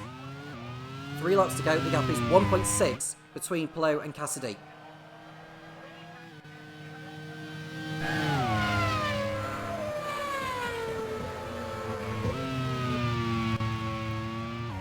What a race it's been today. The twists and turns. We may not have seen the last of it here. Palou had a spin. Cassidy had a spin. Miata had a spin, all of which whilst they were in the lead. Matt Campbell had the chance before he spun out.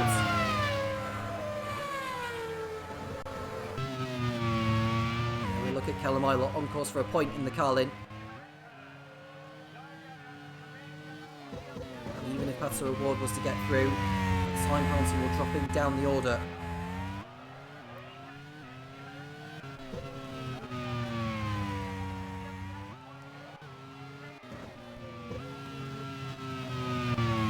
Between Palou and Cassidy is 1.3 seconds before they come around to complete their 52nd lap. 2 to go at the end of this one.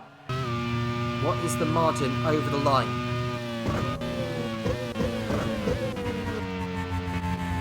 .2.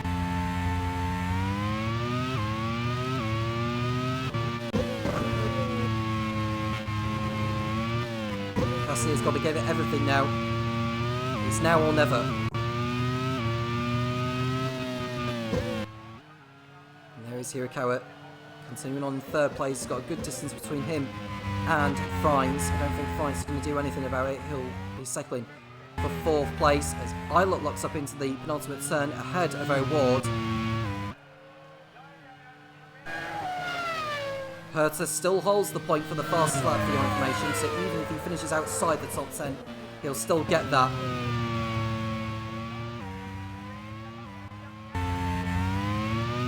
Look at Nick Cassidy, the gap is down to 1.1 in the 1st sector. What is the gap in Sector 2? It's got to be under a second, surely. It's 1 second. Cassidy's giving it absolutely everything. Every corner of every lap.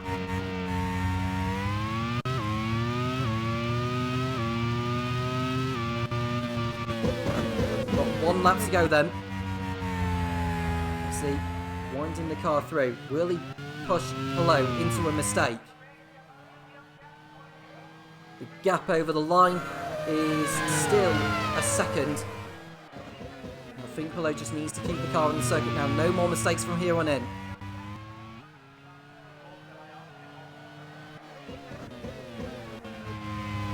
Now, he's about to enter the corner where he made a mistake last time, as have another drivers have done. Goes through there, no such worries. Curve number 8 where his teammate went off. No problems through that.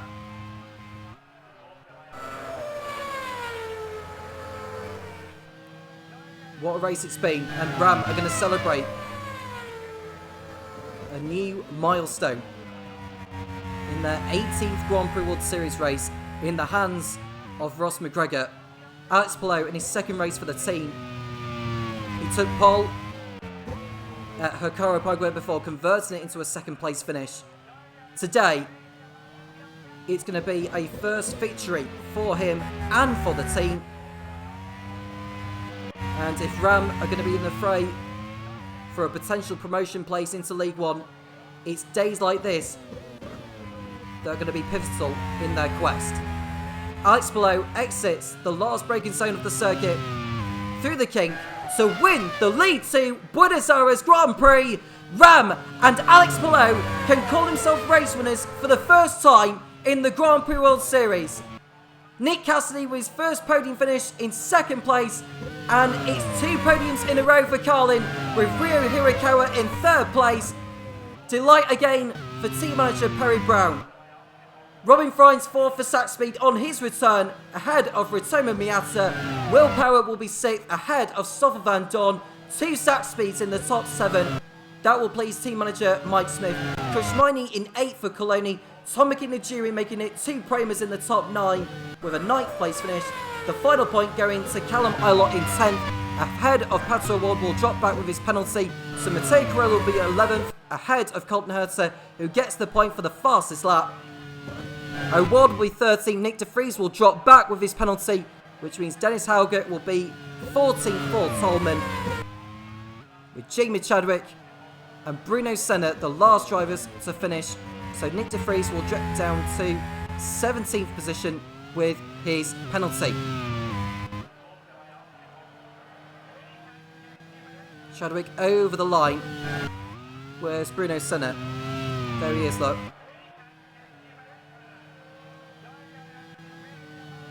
But it's victory for Alex Palou and for Ram.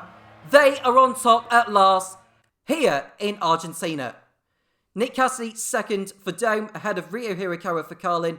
Robin Fry's 4th for Sack Speed, ahead of Ritomo Miata. Then we've got Will Power in 6th place. Stoff Van Dorn 7th for Sack Speed, ahead of Kushmani for Coloni in 8th. Tomek Najiri in 9th, bagging his first points in the Grand Prix World Series. Callum Ilott taking the final point for Carlin in 10th place. Matteo Carelli was 11th for LaRose, just missing out on the points again. Then it's Colton Herter in 12th. Pat Award in 13th after his penalty. Dennis Hauger, Jamie Chadwick. Nyck de Vries 16th after his 32nd time penalty for the collision he caused. Bruno Senna, the last to take the checkered flag. Mike Conway classified as a finisher in 18th. Kimi Antonelli retired with electrical problems. Luke Brandon crashed out. Abby Pullin also retiring. Matt Campbell 22nd, had a Sarah Moore. Zach O'Sullivan, Jess Hawkins also retiring. Jake Dennis after the collision he caused with Luke Brandon that took the 40 out. He's not only disqualified but also banned for the next race in Indianapolis. Matt Campbell took the point for pole position. Colton Herter got the point for fastest lap in the Dams. Today belongs to Ross McGregor and for the Ram team. Alex Palou coming out on top for the first time in his Grand Prix World Series career. He very much is confirming himself as a championship contender by the looks of it. Let's run down on the championship standings in League 2, courtesy of Topher Smith. We'll be back for the League 1 race very, very shortly.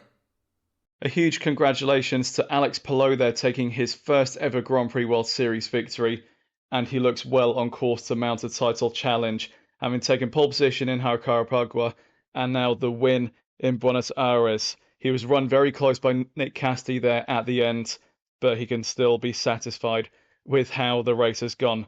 And as far as the driver's standings are concerned, Alex Palou has jumped to the top of the standings now on 45 points, adding to 20 points he picked up in the first race of the season.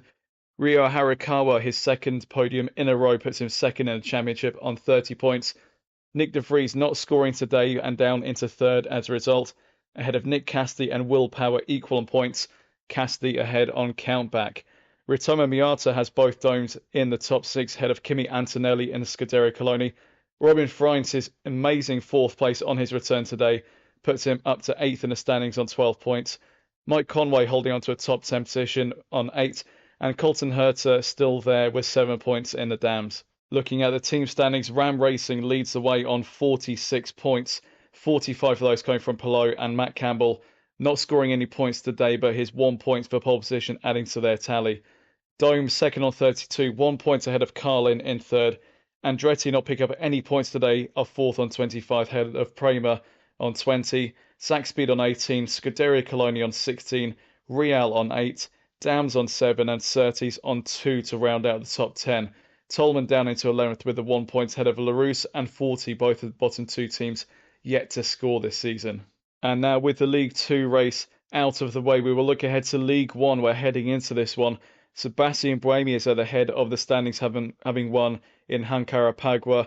Felix Rosenqvist second in the Arrows on 18 ahead of Oliver Behrman, a brilliant podium for him last time out in the Simtech. Jean-Eric Verne put both Prost in the top 4 ahead of Oliver Rowland in the Arrows.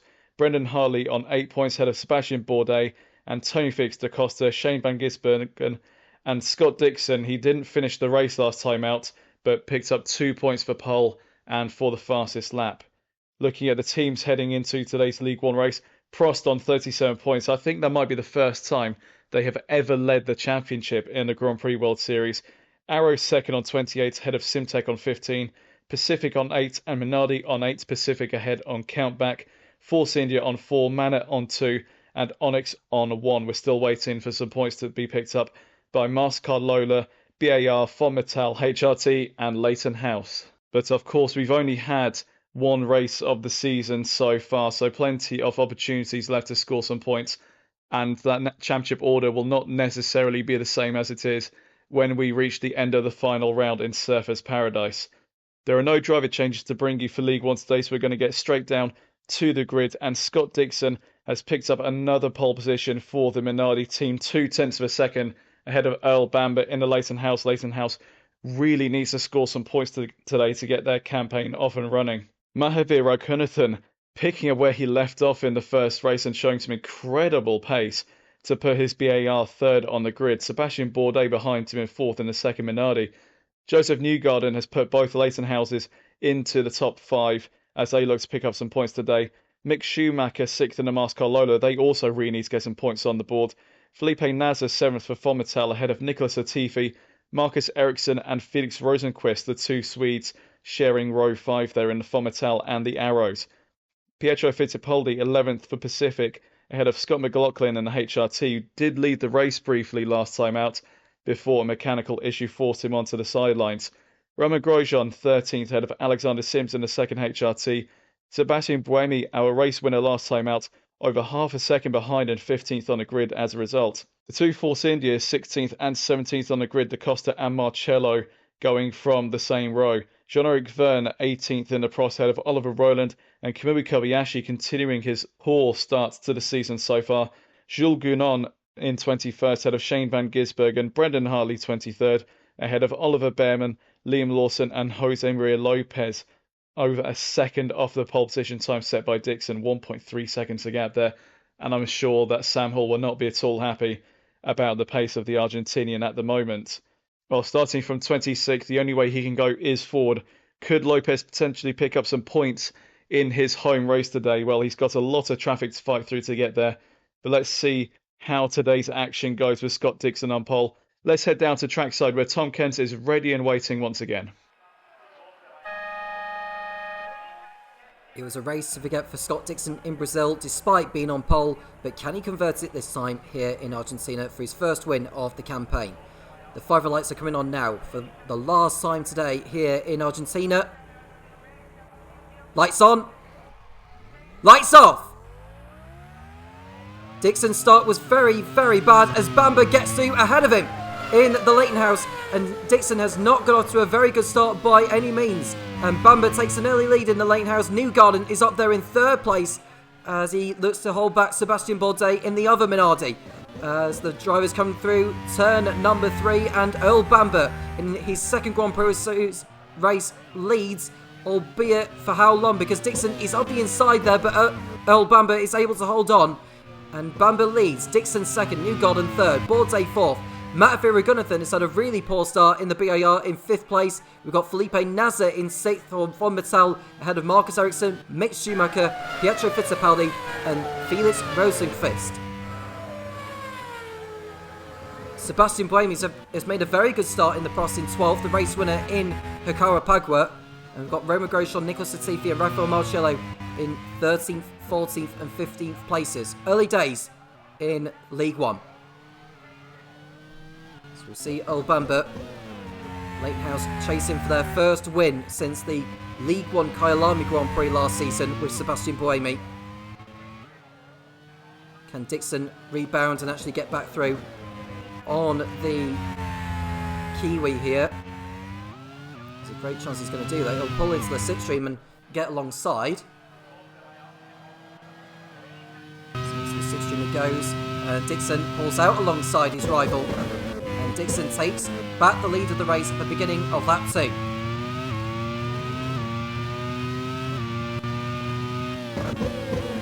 Dixon in the Minardi, looking to defend his title in League One. And whilst we look at that, we are looking at the Leighton House, I think, of someone pulling off a move. I don't know what we are actually looking at on the replay, but Dixon is into the lead anyway, as Newgarden looks to get through on Earl Bamber. Out of the curve number 8, which has claimed a number of victims in the League 2 race. Jonathan ahead of Felipe Nasr in the battle for 5th. Jonathan, who very briefly led the race after Dixon pulled out with engine trouble, is looking to bag some points. If he was to score, that will be his first points finish since the League 1 Sepang Grand Prix in Season 3. There's Kamui Kobayashi, who had a race to forget in Brazil. He finished towards the back. Hopes for better in the Simtek. 26 drivers still running, no collisions so far.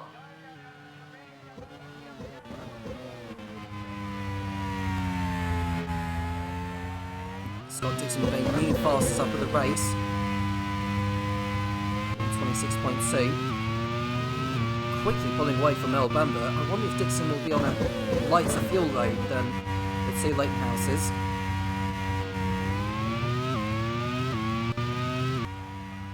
Doing a tremendous job so far, as we'll look at Shane van Gisbergen in the Manor ahead of the Pacific of Brendan Hartley. There's Jose Maria Lopez in 25th position, started last on the grid, which is a huge contrast to last season where he was on pole. How times have changed for the local hero. There's Bamber as we ride on board with him. We've just quickly cut away and looking at the arrows of Felix Rosenqvist. He's looking to build on his second place finish in Brazil. Arrows gain onto a positive start.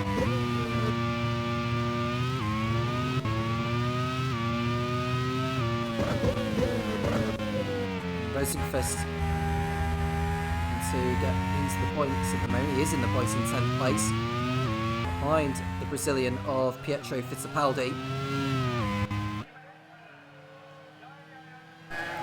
Dixon posts another new fast up of the race. Are we going to see a change for second place as Newgarden looks to go for it on Bamber into turn 1, and Newgarden is up the inside of his teammate, and the two Leighton House drivers have swapped places. Newgarden through and going after his old IndyCar adversary, Scott Dixon.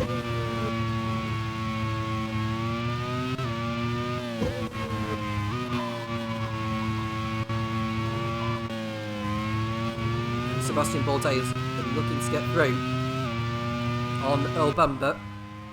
Sebastien Bourdais is a previous race winner at this track when he was at Onyx in Season 2. We've just seen an overtake actually from Scott McLaughlin on Felix Rosenqvist. He's through into the top 10 is the HRT pilot. Dixon already over 3 seconds clear. The pace from Dixon is extraordinary. Now, the amount of brake horsepower is quite similar with these cars. It's early days in the season as Brendan Hartley breaks his front wing and goes off the circuit in the Pacific. That is not going to please team manager Kevin McMullen at all. He was He's behind Shane van Gisbergen. I think Hartley is about to do the same thing as what he did last season on this track at the same corner. At least he's back on the circuit straight away and at the back of the pack. He will be in the pits at the end of this lap for a new nose section. Hartley is another race winner on this circuit in Season 1 when he was at Manor. So far, it has not got off to a good start here for the Pacific pilot. Points in the first race for Pacific with Hartley in 6th place. It's unlikely that Hartley will be scoring as he pulls into the pits for a new front wing. Pietro Fittipaldi running in 9th. Behind the Mastercard Lola of Mick Schumacher. There's Dixon. As we look at Fittipaldi, who's got the HRT of Scott McLaughlin right behind. Has Fittipaldi hit trouble? Because he looked quite slow on the straight before they got to Ascari. Looks to be pulling away now, so it could be just a bit of a misjudgment into Ascari for the Brazilian. Newgarden in 2nd position as the leaders approach the end of lap 5. Dixon is running away with it so far, aiming for his first win for Minardi. Dixon, who won 7 times for Syntec in his career, he has more wins than everyone else, more fast laps than anyone else, more pole positions than anyone else.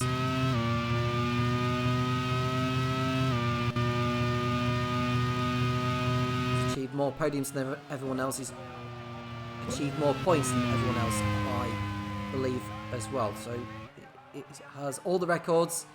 He's looking to extend that during his time with Minardi. Dominating things here at the moment. Sebastien Buemi is in 13th place now behind Romain Grosjean. Scott McLaughlin.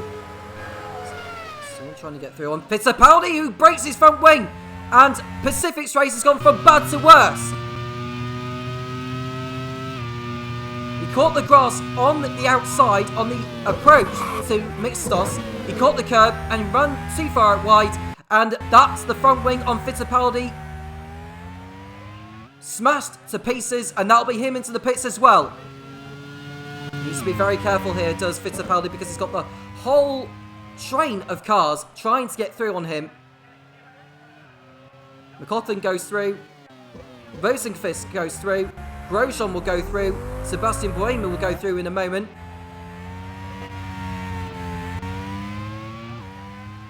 Never like seeing situations like this because it could end up getting nasty.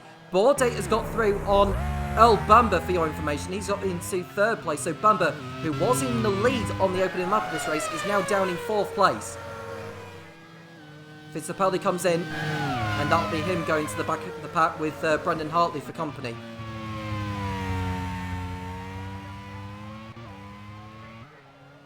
No one else was involved in the incident.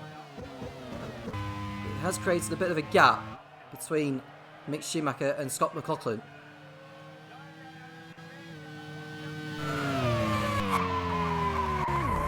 Look at Hartley in 26th place.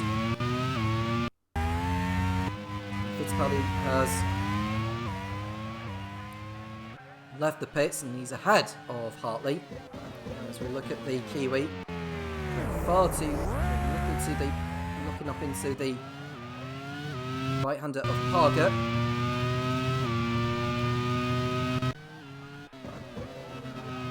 So looking at where the top 10 are from where they were on the grid. So Scott Dixon in the lead still, so no change there. Newgarden is up 3 from his spot. Bourdais is up 1. Bamber is down 2. Raghunathan is down 2 from his grid spot. Felipe Nasr is up 1, sorry. Marcus Ericsson is up 2. Mick Schumacher is down 2. Scott McLaughlin is up 3, and Felix Rosenqvist is in the same positions where he was on the grid.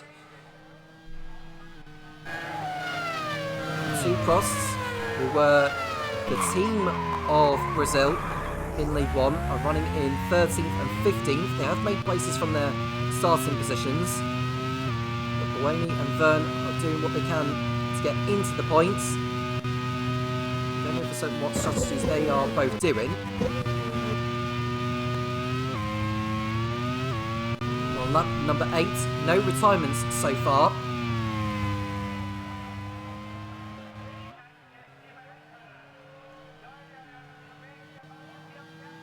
There is Newgarden and Bourdais.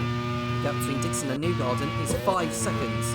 And there's Nazar trying to make his way through on Mahathir Raghunathan in the BAR.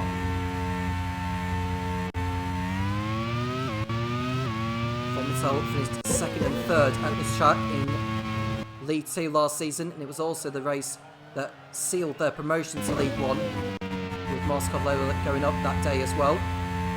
After Tessa McElwain's comeback drive.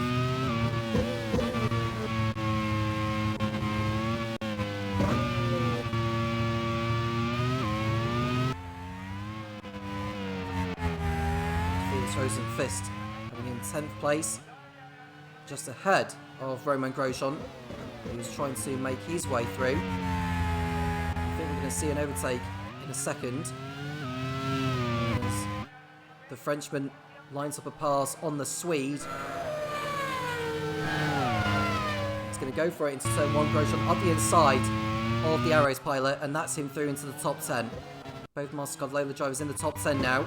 We are seeing a replay of Grosjean pulling off the overtake on Felix Rosenqvist into turn 1, and that's him through, which is a clean overtake. Newgarden in P2 then, ahead of Sebastien Buemi and Earl Bamber. Mahathir Raghunathan 5th, going well again for BAR. His teammate Nicholas Latifi is in 12th position ahead of Sebastien Buemi and Rafael Marciello.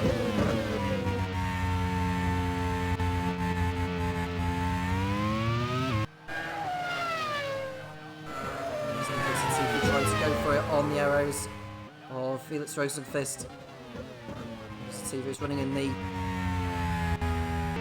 Lucky Strike livery. His teammate Mahathir Raghunathan is running in the 555 dark blue colours.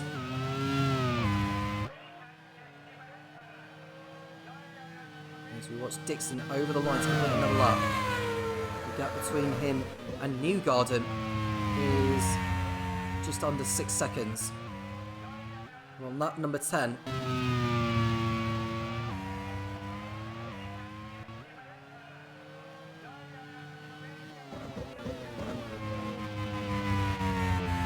Sebastien Buemi makes it 2 Minardis in the top 3 at the moment. Earl Bamber making it 2 Leightonhouses in the top 4. Sean McVern, who's in front of Ollie Behrman by the looks of it. Nicholas Latifi's got through on Felix Rosenqvist, so Harris's race gets even worse now. Neither of their cars are in the points, neither are the 2 Prosts, who, as Pietro Fittipaldi has become the first retirement of the race, and it looks like he's had enough. I think that's contributed by an engine problem for the Brazilian, so one of Kevin McMullen's cars are out of the race here. Fittipaldi goes no further. He broke the front wing whilst he went through the gravel, but his race is up anyway.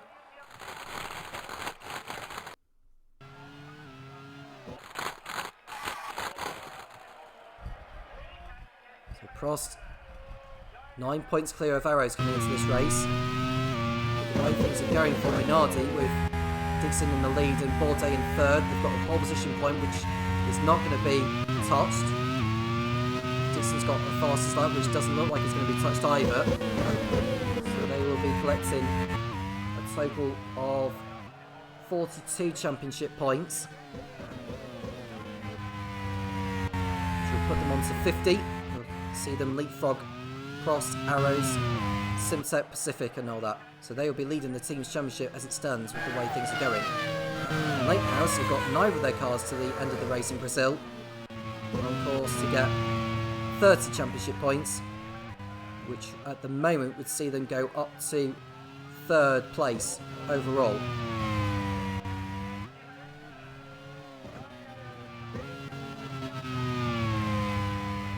The only teams who have yet to score in the Grand Prix World Series are Marsco, Lola, BAR, Fonmatel, HRT and Leighton House.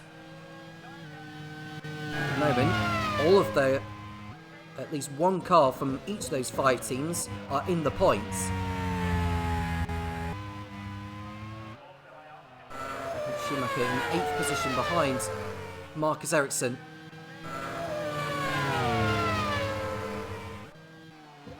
Are we going to see either of these two challenging for the title in League 1, just as Ericsson won the League 2 championship last season? And we see Kobayashi go off the circuit, and the front wing has gone on that car. And he's had a spin into Ascari. Oh, that's so dangerous there. Very lucky he didn't take out another driver, and Kobayashi's race has taken a turn for the worse.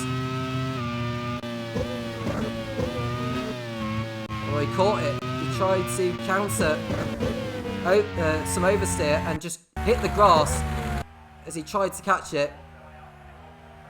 And Kobayashi will be in the pits at the end of the start for a new nose section. And Kobayashi, who threw away a race win here when he was a Manor driver, has not had a good time of it so far in the Simtech.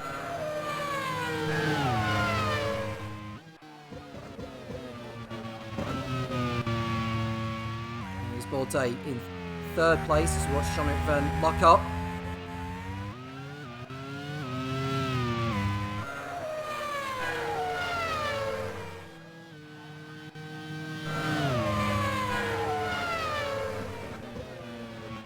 See the right-hander. Turn number 1, Verne running in 15th. As Kobayashi gets in for a new nose section.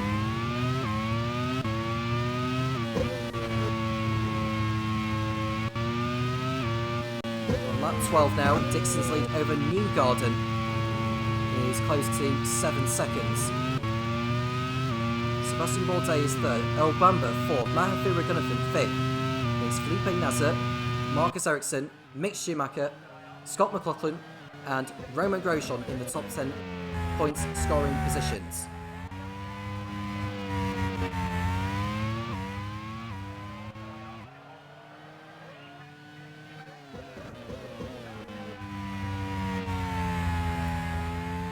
Day behind Newgarden in the battle for P2.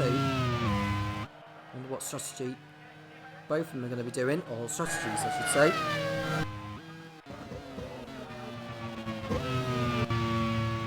There's Newgarden going well so far in this.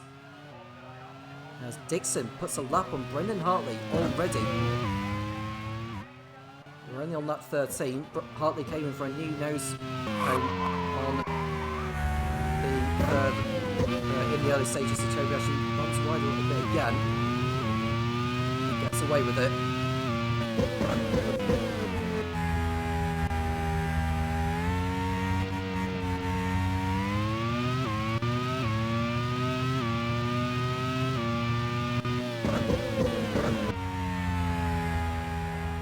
Here's Balday once more. Find himself as a championship contender during the course of the season. We're only at the 2nd round of the championship in Buenos Aires, which is contrast to last season. It was towards the back end of the championship.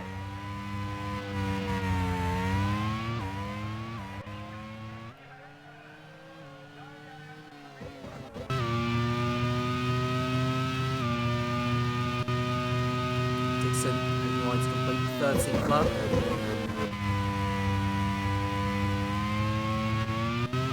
Look easy so far, but he encountered engine problems.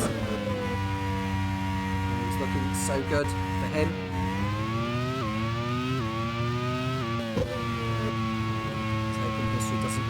himself. His first Grand Prix World Series Championship season, he had so many retirements. He had more retirements than finishes, did the Kiwi.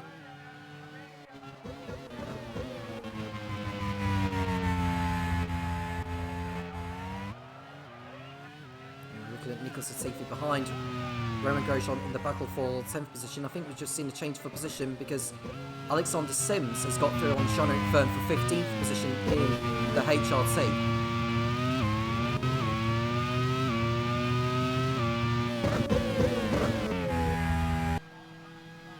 There's Marcello behind Buemi.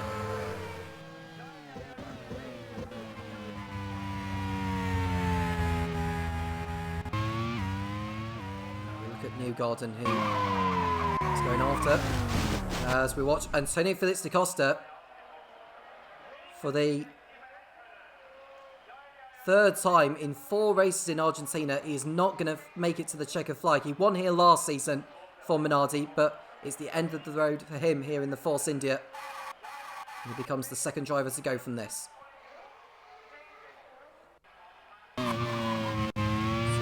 Spencer, the team manager of Force India, 1 driver down. Rafael Marciello running in 14th position.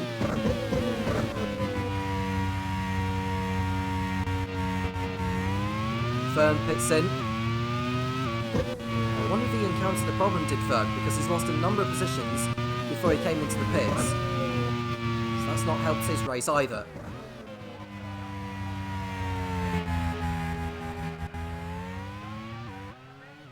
There's Dixon. Behind him on the road is Brendan Hartley. I don't think it'll be too long before Dixon does actually pit in, given the pace we are seeing from him so far.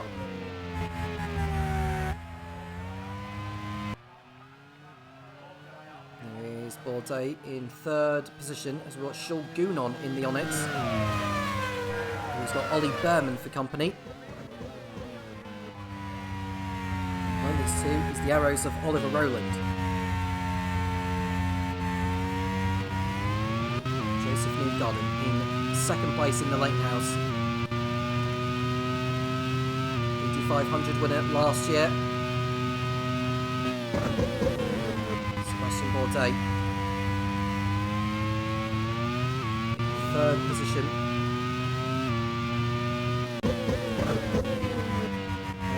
Bamber and Mahathir Gunnavan.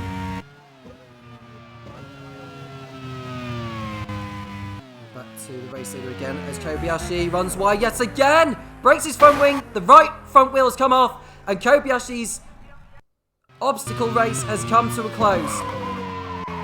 That is not going to please team manager Scott Woodward. A tough race has come to an end for the Japanese. And he is the 3rd driver out of this one.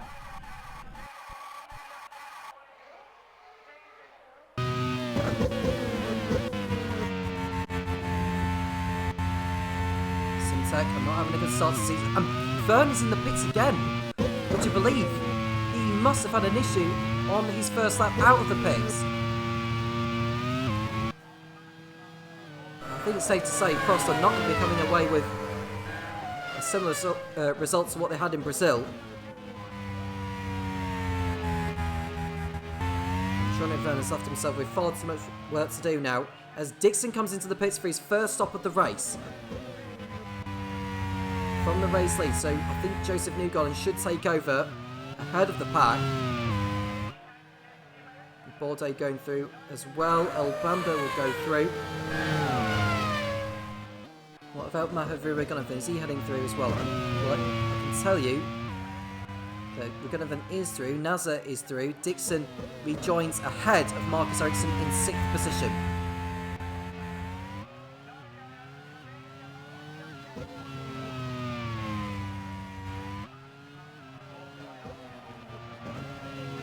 There's your new race leader, Joseph Newgarden, in the Lichtenhaus in his 2nd Grand Prix World Series race. Sebastien Bourdais, who's raced a number of times now in the Grand Prix World Series, as we watch Sebastien Buemi lock up in front of Rafael Marciello.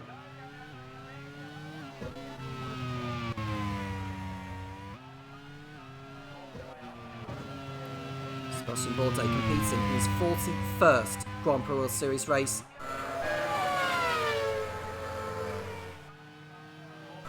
3 times a race winner in this championship.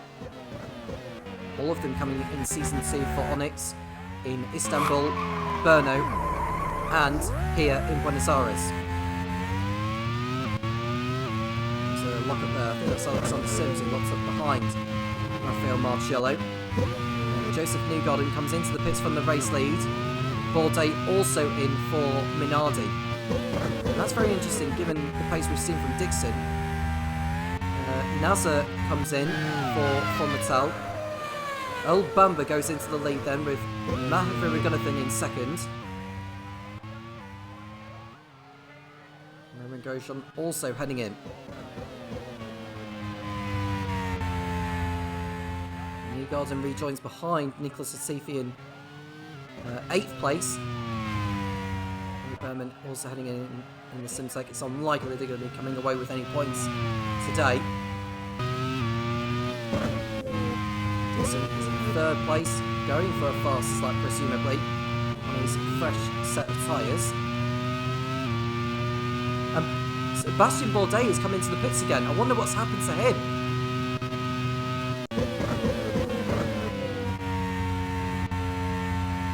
He's only just been in again. Has something happened to Sebastien Buemi? Well, I can tell you Oliver Rowland has gone for a spin in the arrows and he's broken his front wing whilst he's at it.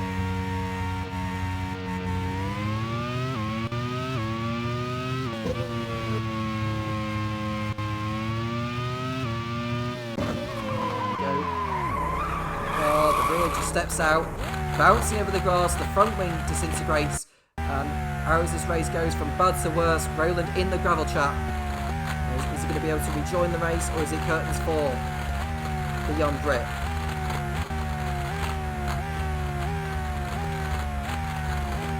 We've had so many spins throughout today.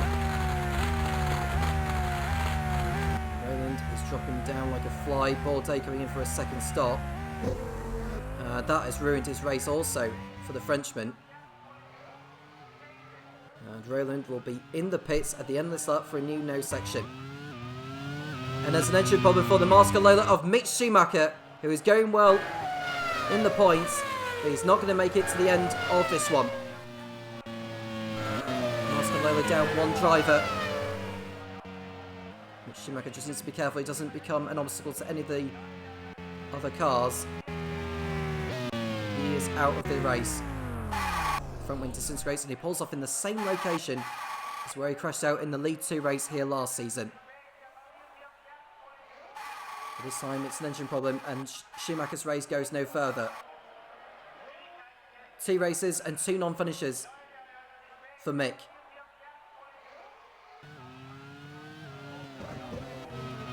Back at the front, Elbummer still leading ahead of Raghunathan. Dixon was not able to post a new fast lap on his new tyres as Rowland comes in for a new front wing.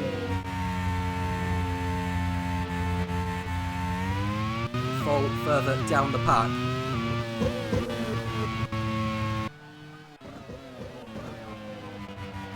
Bamber in P1. We assume he's going to do the one stop because he's continuing to stay out there, and I think Mahavir Raghunathan is doing the same thing.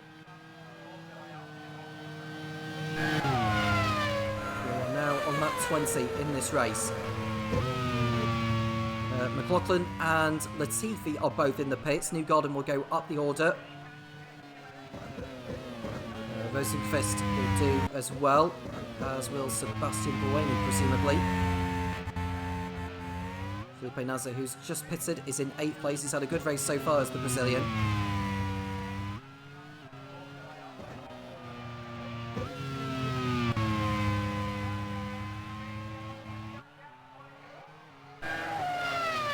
Scott Dixon closing in on Mahavir Raghunathan, who's yet to stop. They want to do all he can to keep Dixon behind because we know how quick Dixon is. It's Rosenqvist. It's in the curve number 8 through Ascari.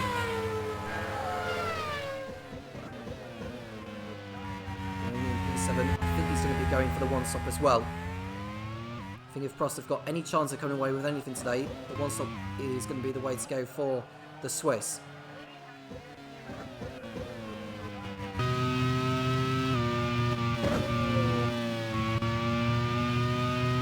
Sims behind Marcello.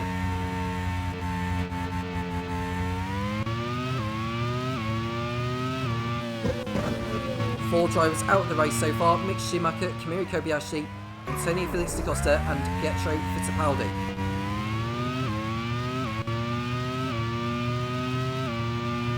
Nazar behind Sebastien Buemi. Nazar has stopped, Buemi hasn't.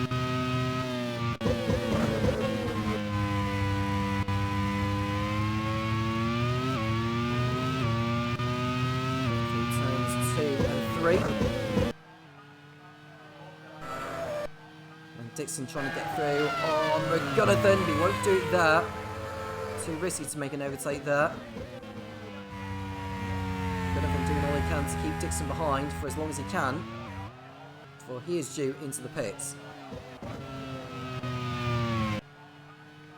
We're looking at Buemi and Nazar. Nazar trying to do what Dixon couldn't do on McGonaghan, and the result is the same. Now we're looking at Alexander Sims, who's next to go into the gravel, and the front wing's gone on the HRT. And the long list of spinners in Buenos Aires continues to add up.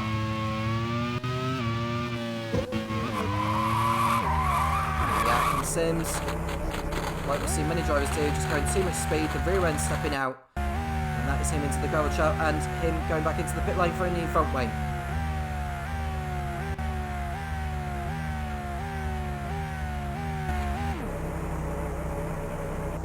And Vern will go through. He's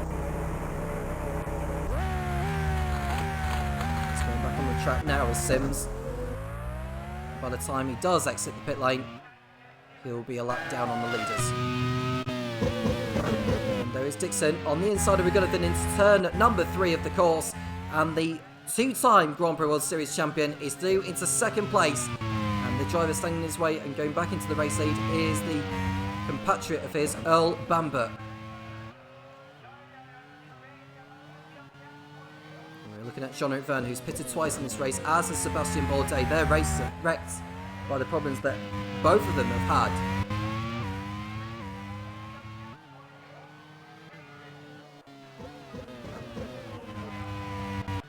Can Verne get back into the points with the way things are going so far? We've had a lot of drivers having their own melody so far.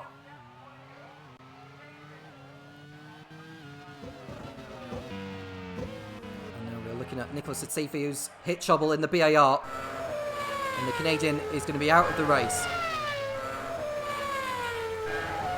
Pulls off the circuit, a long way out of everyone's view, and that's one car less for Will Knight to be focusing on in this round. The car continuing to disintegrate as he bounces over the grass, but the car has been lifted up over the barrier, and that is Latifi out of the race. The 5th driver to retire from this one. Dixon has taken back the lead of the race from Earl Bamber. We are seeing a replay of the overtake. And the move was going to be completed all along, wasn't it? Dixon up the inside of Bamber. And that's him through into the lead on lap 23.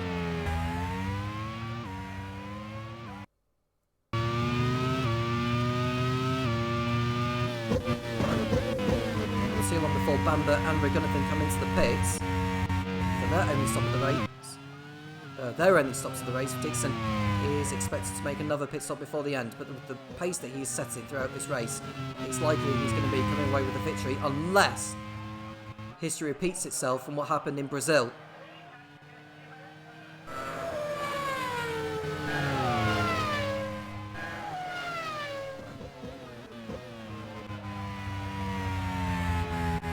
Dixon is coming up to lap the arrows of Oliver Rowland.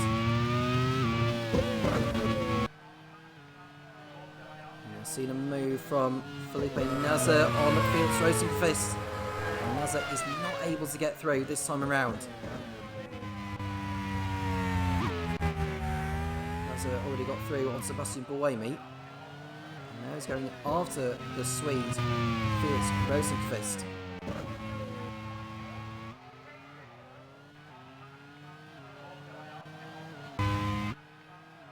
There's Dixon heading over the line to complete another lap. Looking very, very good for his 8th Grand Prix World Series victory. More than anyone else.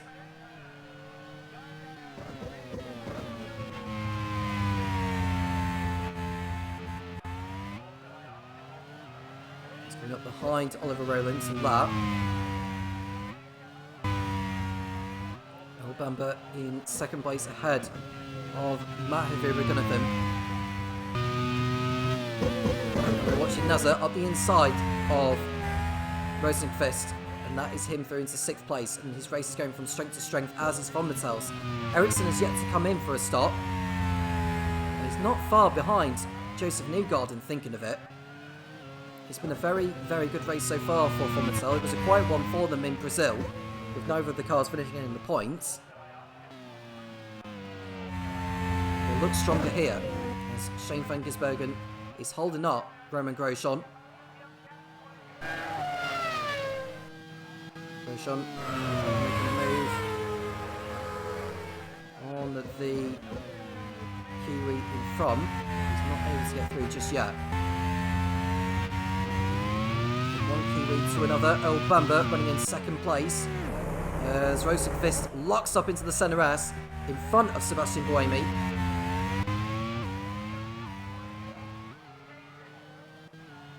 Are we going to be seeing a move from the Swiss? One out in Jacarepagua last time out.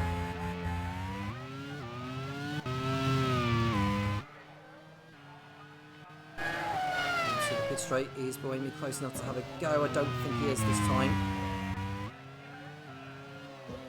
He's going to have to wait for a little bit longer. One overtake we are seeing now, though, is Grosjean on Van Gisbergen. Grosjean goes through and up into the points.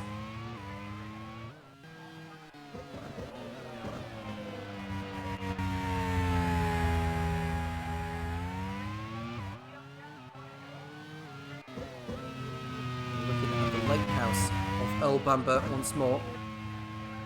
3 seconds off Dixon. He's just put a lap on Oliver Rowland now. It's going to be a bit of time to do that.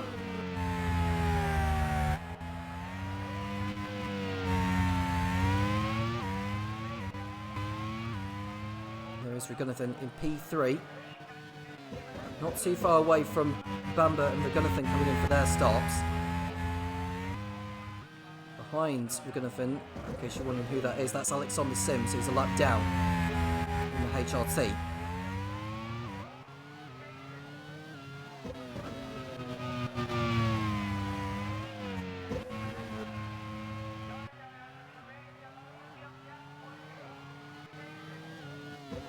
See Ollie Berman in the sole surviving Simtech. Outside the top 15 at the moment. As we watch, we're going to go off the circuit in the BAR. The front wing is broken, and BAR's race has taken another turn for the worse. And the wheels come off on Ragunathan's car as he rejoins back onto the circuit. His race is over. No points again for BAR.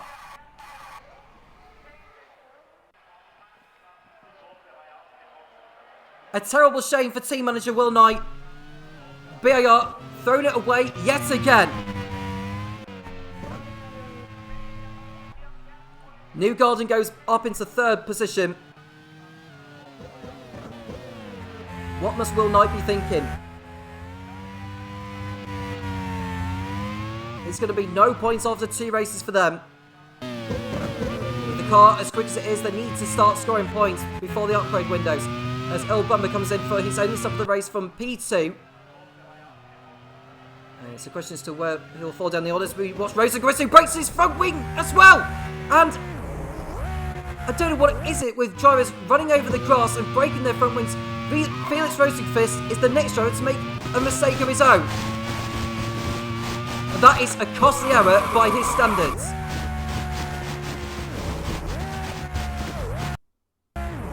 Now, does he rejoin safely back onto the circuit? I think he's waiting for the traffic to go by. And Aros' race is ruined. In fact, he's been hit. Who's that that's just run into him? Someone must have locked up and ran into the Arrows.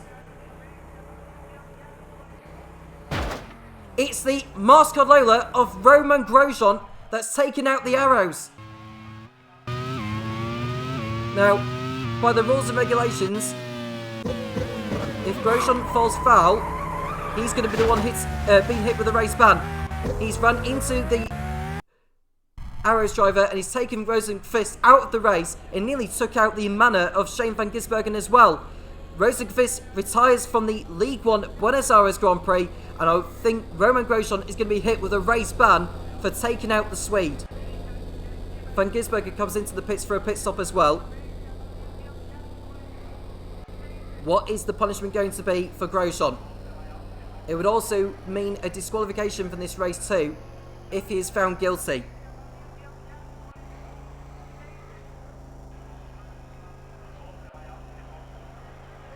Old Bumba rejoined in 5th place after his pit stop. He's going after Felipe Nasr. And we'll wait to see what the stewards say on that. What is the outcome going to be? A 1 race ban and a disqualification for Romain Grosjean. And he'll be out the next race in Indianapolis. And the driver replacing him, the team's reserve driver at Mascot Lola, that is run by team manager Marcus Johansson. Their reserve driver is Danica Fiat. Alternatively, they could put Satin Nicaldron, who's their test driver. So Marcus Johansson's got a bit of a decision to make, but I would imagine he'll probably go for Fiat, because he is their reserve driver. 7 drivers out of the race then: Rosenqvist, Ragunathan, Latifi, Schumacher, Kobayashi, Da Costa and Fittipaldi. Grosjean will be excluded from the race as well for taking out the Arrows pilot. And now we're watching Sims and Roland go into battle. That's for 18th position on track. Now we can see Newgarden in 2nd place behind Scott Dixon. Marcus Ericsson is 3rd, still yet to pit. Nasr has pitted once and expects to pit in again. He's in 4th place, and Earl Bamber, after his only stop of the event, is in 5th. Sebastien Buemi, who's also yet to stop, is in 6th. There's Jules Gounon, Romain Grosjean, provisionally 8th. And it's Scott 9th. Rafael Marcillo in 10th, and it's Liam Lawson, who would inherit the last point should Grosjean's disqualification stand.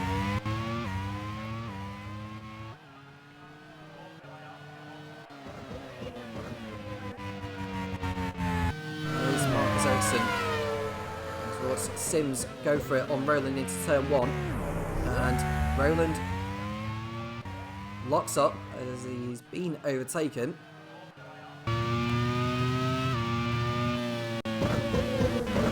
Just over halfway through the event now, and we've had a lot go on.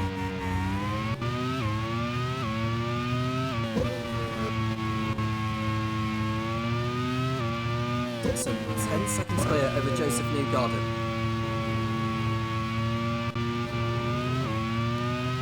Marcus Ericsson is 3rd for Von Mattel, chasing their first podium in League One.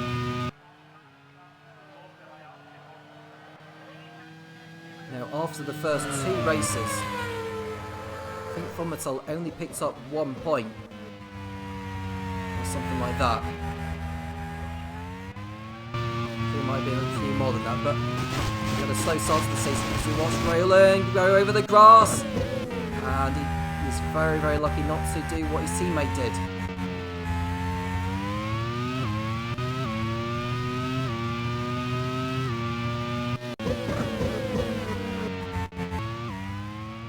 And just to confirm, it will be Danica Fiat replacing Romain Grosjean in the Mascot Lola for Indianapolis as Ericsson comes in from the race lead. Not from the race lead, from 3rd place. There is the race leader, Scott Dixon. Where will Ericsson rejoin? That's going to be an important important question. He'll want to get out in some clean air, but I doubt that's going to be the case. Grosjean is under threat now from McLaughlin and Marciello. Buemi comes in for Prost. He'll rejoin out the points.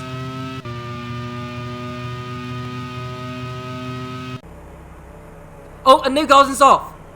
Newgarden has gone off the track at turn number 4. And has he taken out another driver? Oh, he was very lucky. I think that was Oliver Rowland who was allowed down. And has Newgarden broken his front wing? Well, Felipe Nasr has gone into second place in the Fonmetal. Now, does he rejoin safely, Newgarden? He's behind his teammate, and he's losing more and more time as he's spinning around on the grass. This is not good to see, and it's not good driving standards either from the American. Hartley coming into the pits, but he's out of contention for points anyway. And Newgarden will be out of contention for points if he keeps on remaining in the gravel trap here. He's waiting for a gap in the traffic for him to rejoin. And looks like he's reversing back onto the circuit. Needs to be very careful doing this, you know. And now he's on the other side of the circuit on the grass. He's losing even more time here. He's reversing back onto the grass again. Does he rejoin safely? Gets the wheel spin and he's back on circuit in 16th position. And he's nearly taken out the Minardi there. I think that was Scott Dixon, of which he very nearly collided. Jules Gounon coming into the pits for Onyx as well. He's had a very good race actually as Gounon. Starting from towards the back, he's got himself up as high as 4th position. Dixon's put a lap now, down now on Newgarden. And Jules Gounon will rejoin in 11th position, I believe, ahead of his compatriot Sebastien Buemi. Verne comes into the pits again for Prost.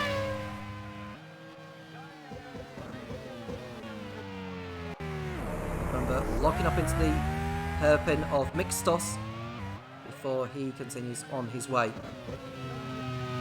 So all of these shenanigans have been favouring Fonmetal at the moment because Felipe Nasr is up in 2nd place now. In only his 2nd race for the team, formerly a Midland and Prost driver, Nasr is doing a superb job in this race. Marcus Ericsson in P7 will go up into P6 once Grosjean's disqualification has been applied. And now we look at Sebastien Buemi. He needs to be very careful. He doesn't run wide too much. He's lucky to keep his car on the circuit and no damage being done to his car.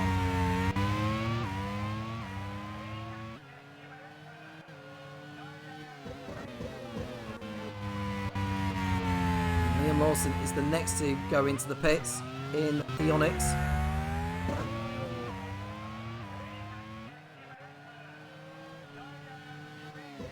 On lap 32 so far, we've got 23 laps to go. Dixon has a 22-second lead over Felipe Nasr. I think even if Dixon was to hit trouble with mechanical gremlins and came into the pits, he would probably still rejoin ahead of Nasr. Now we watch Felipe Nasr in the Fonmetal. Behind him is the Leighton House of Earl Bamber.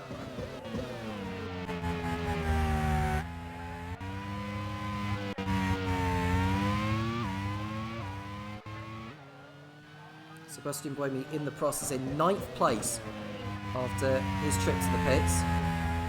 He's ahead of Jules Gounon. He's on course for another points finish. He's back at the grid drive in Brazil. Oliver Rowland in 19th and last place on track. The only Arrows driver left in the race.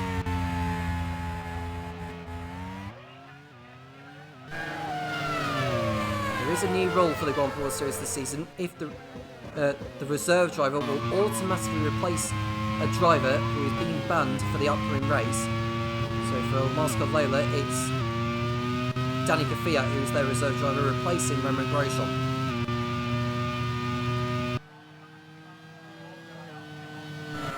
Felipe Nasr in P2. Earl Bumber in third place for Leighton House. Scott McLaughlin doing a fine job in the HRT in fifth. He's towards the front in Brazil before he retired with gearbox problems. I wonder if we'll see any more pit stops before this race is over. Dixon starting his 34th lap. He's coming up behind Jean-Eric Verne to lap. He's due in the pits again. Is the two-time Grand Prix World Series champion.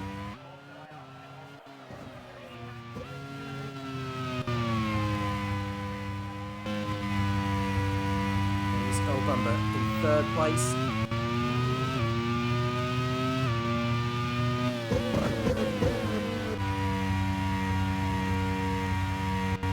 The second Grand Prix World Series race is going to make it a podium finish.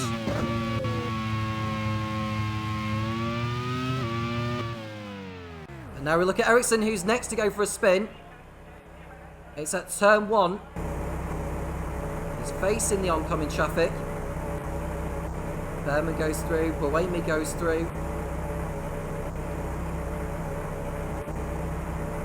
Race leader Scott Dixon goes through ahead of Marcus Ericsson to lap. Ericsson's allowed Shane van Gisbergen to go through, and he's spun the car again. He's having to wait for the traffic to go through. Liam Lawson ahead of him now. Ericsson's good race has come back down to earth, and he rejoins in 13th place. So not a good sign. In contrast to his teammates' events so far. Felipe Nasr in second. Sebastien Buemi, running wide there on that curb, is still in 8th position. On course to add to his race win in Brazil. He's behind Ollie Berman. He's a couple of seconds behind the Brit, so there is a chance he may still get through ahead of him. There's still a lot of time in the race for everything to change. Looking at Scott Dixon, the race leader, coming up to lap Jean-Eric Verne. Rafael Marcello coming in from 6th place. He'll rejoin behind Berman, Buemi, Gounon, Bourdais and Van Gisbergen, so I think Marcello will rejoin 11th place. Scott McLaughlin locking up into turn number 3 and getting away with it. He's behind Romain Grosjean. As it stands, will be excluded for the race result, from the race result for causing the retirement of Felix Rosenqvist. Rafael Marcello rejoining 10th place behind Sebastien Bourdais, so he's still in the points, is the Italian.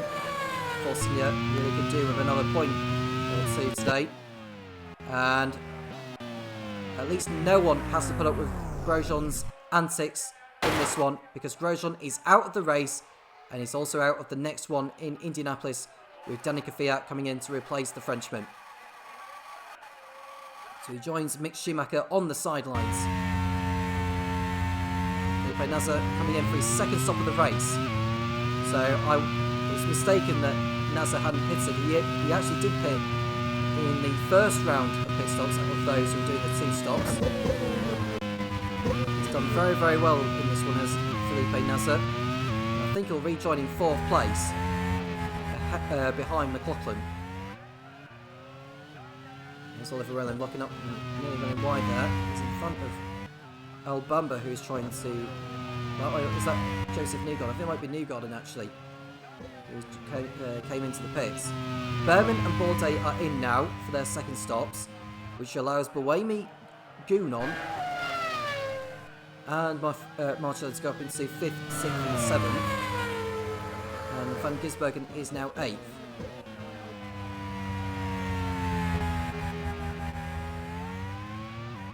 Now we look at Scott Dixon, 27 seconds clear of Earl Bumber. I think even if Dixon was to pit now, he would rejoin ahead of his compatriot. Sims comes into the pits again for HRT.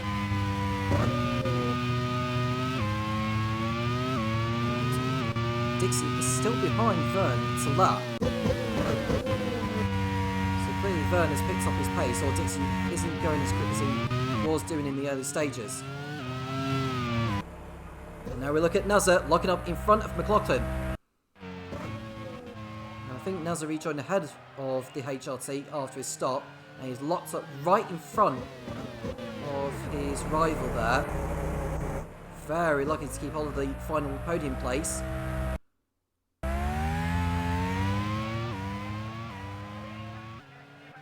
As it stands with the positions as they are, Sebastien Buemi will still remain in the lead in the Drivers' Championship.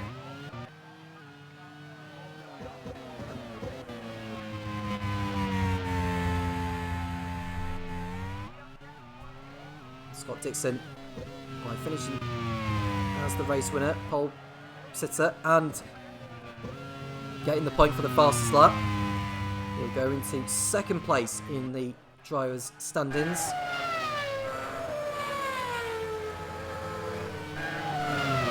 Ollie Behrman, who came in third in Brazil, is on course for a championship point. And now we are seeing Scott Dixon entering the pits for his final stop. We expect him to still rejoin in the lead ahead of Earl Bamber. Bourdais making a move on Jose Maria Lopez, who's had little to celebrate in this one. We haven't spoken enough about him. Bourdais is through to 12th position.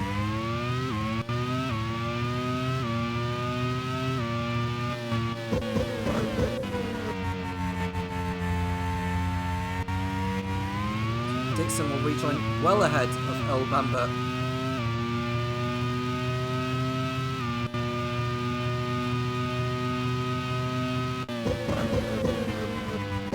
On lap 38, 17 laps to go as Newgarden tries to unlap Scott Dixon, and Dixon's teammate Sebastien Buemi is pulling out of the race with a puncher. So very quickly after he got by Lopez, Buemi had picked up a puncher and is forced to pull to the side, and his race is over. No points for Buemi today. McLaughlin has come into the pits from 4th place. That allows Buemi to go through. And McLaughlin rejoins in 7th behind Marciello. Although he's had a bit of a dice with Van Gisbergen after he's just come out of the pits. So McLaughlin's got some work to do. He's got enough time to do it, but not a lot of time. There's Dixon. I think he was fighting out with Joseph Newgarden for track position. Newgarden had to let Dixon to go through. At least he's done his teammate a bit of a favour, but Banner is able to close in a little. And there is McLaughlin behind Van Gisbergen in the fight for 7th place.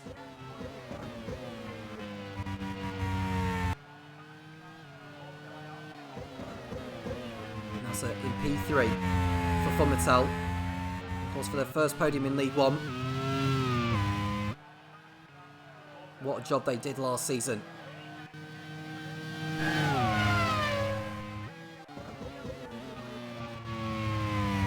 John O'Verne in the cross is only a couple of seconds behind, or perhaps maybe less than that, behind Jose Maria Lopez. Verne is still aiming for another points finish. It's going to take a few drivers dropping out before the end of the race to see that become a reality. And McLaughlin is lining up a pass on Shane Van Gisbergen, and he's doing to 7th place on the new tyres.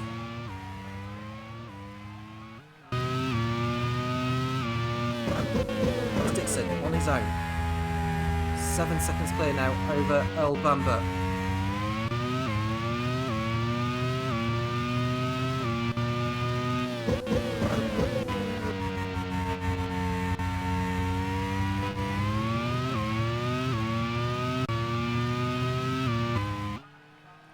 There is Newgarden, who's down a lap of that spin.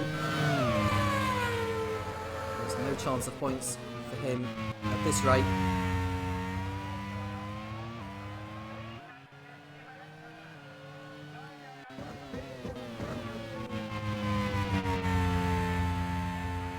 Dixon doing everything right so far. Just needs to make no mistakes from here on in.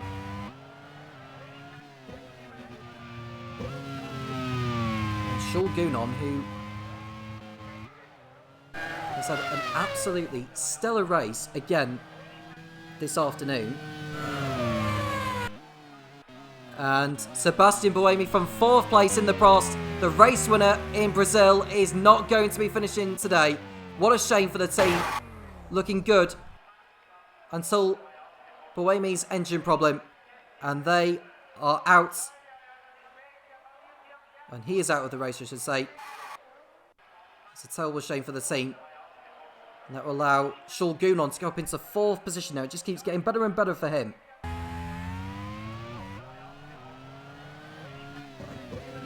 Jules Gounon started from 21st place on the grid, and he's made his way through up into 4th place. What a drive it has been from him.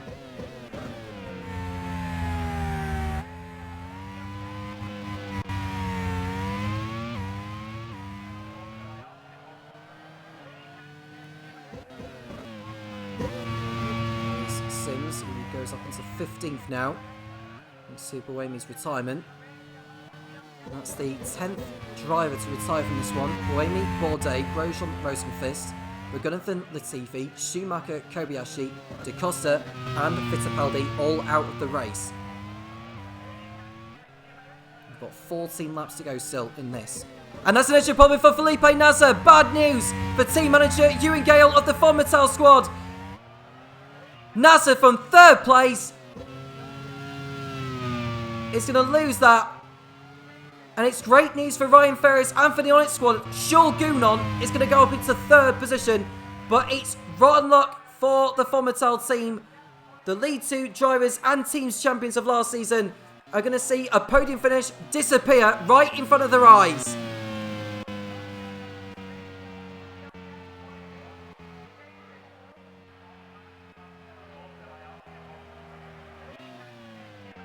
Gutting for Ewan Gale.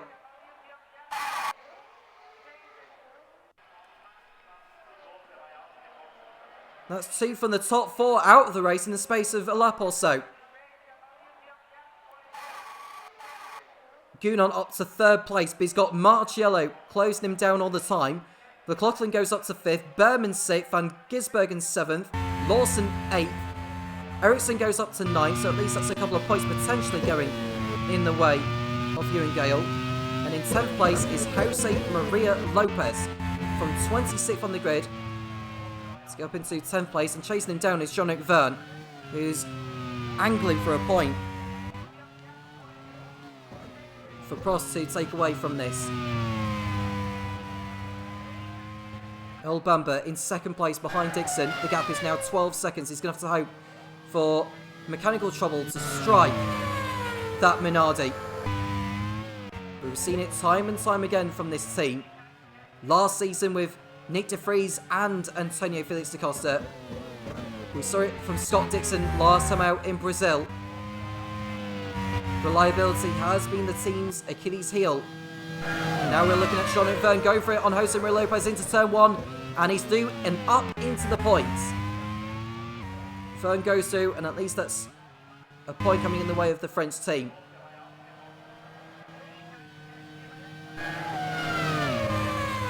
The next driver for Verne to overtake is Marcus Ericsson. I think he's another 9 or 10 seconds up the road, so I'm not sure if he's going to have enough time to catch him, but he'll give it a good go. And Dixon is coming up to lap Brendan Hartley for the first time. Well, I'll say for the first time. He lapped him earlier on before the pit stops had all taken place, and Hartley lets Dixon go. There's Gounon ahead of Marciello in the fight for the final podium position.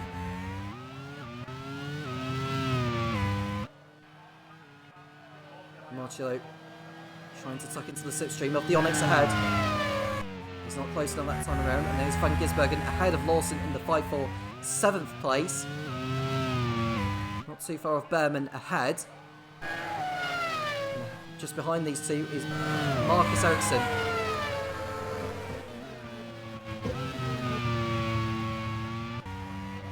What are the final 12 laps going to deliver?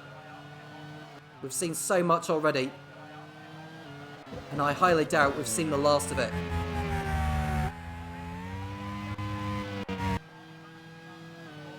There's Marcello trying to go for it again on Gounon into the Ascari King. There's no way through for him to get the overtake done. Gounon remains in P3.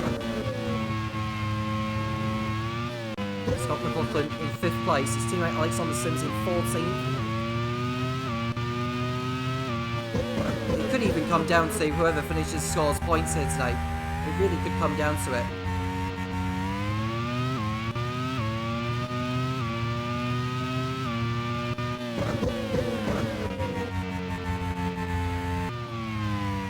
There's Earl Bamber in P2 behind Scott Dixon. The gap continues to increase.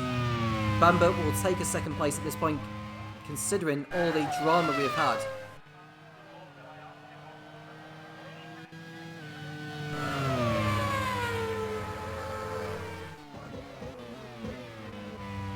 Earl Bamber has got over half a minute in hand over Sean Gounon, so if he was to come into the pits with a problem, he'll still come back out in 2nd place.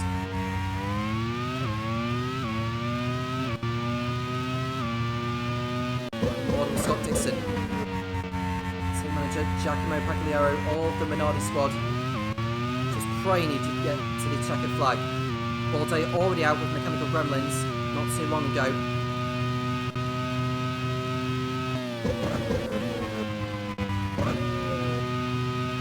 Incredible performance from Dixon. Of course, for his 8th Grand Prix World Series victory. And the first for Minardi.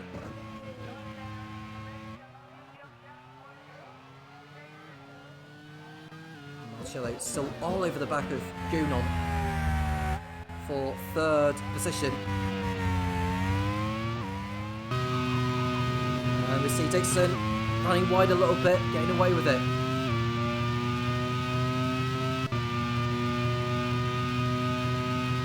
This is car on the track. No damage done to his machine.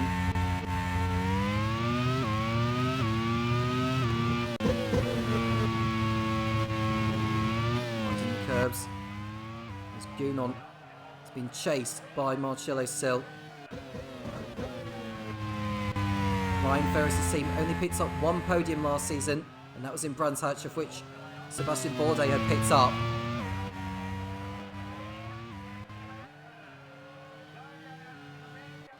Gounon got the single point in Brazil. His teammate Liam Lawson finished well out of the points, but today they're both on course to score a great level of points. Bamber locking up into Parker, getting away with it, having a replay of it to see what had gone on for him. He just carried too much speed and braked too late. He's able to continue.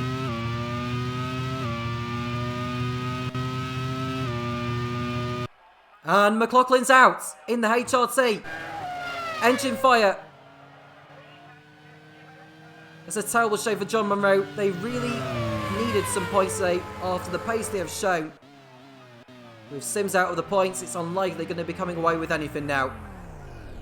McLaughlin becomes the 11th driver to retire from the race.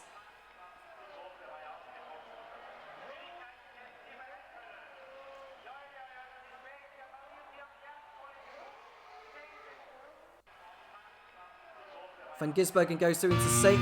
It's Lawson, Eriksson, Verne up to 9th, and Lopez in the points again for Manor.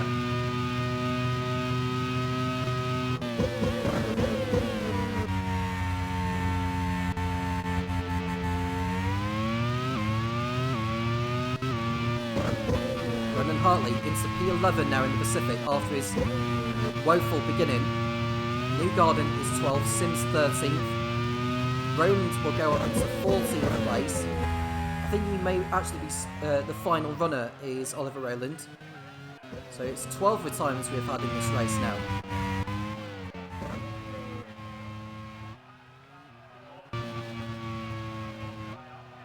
There's Ollie Berman in 5th place.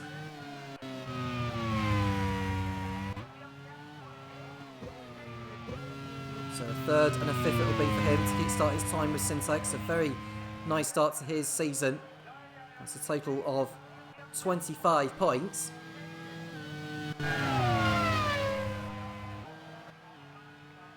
The results as they are, he'll go up into third place in the Drivers' Championship, or remain third in the Drivers' Championship. And Dixon, with Buemi dropping out, is going to be the championship leader on 29 points. Buemi will remain second, level on points with Behrman, but with a race win, he'll be second ahead of the Brit.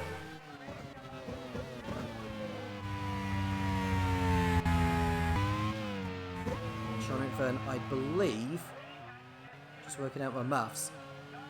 No, it'll be Earl Bamber in fourth place in the Drivers' Championship. In terms of the team's standings, Prost will remain on top with 39 points because Jean-Luc Verne is in 9th place. He's going to get a couple of points at the moment. Dixon over the line to start another lap. He's got 7 laps remaining in this race.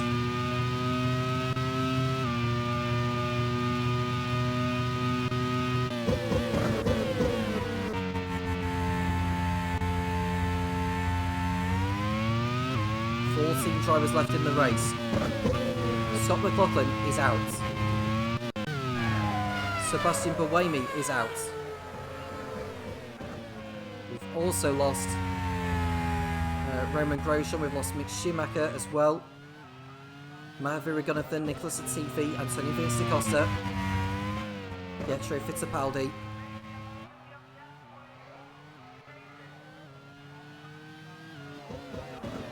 Sebastian Bourdais, as well as Newgarden's trying to get through on Brendan Hartley for P11. They're both trying to catch up to Jose Maria Lopez in the closing stages.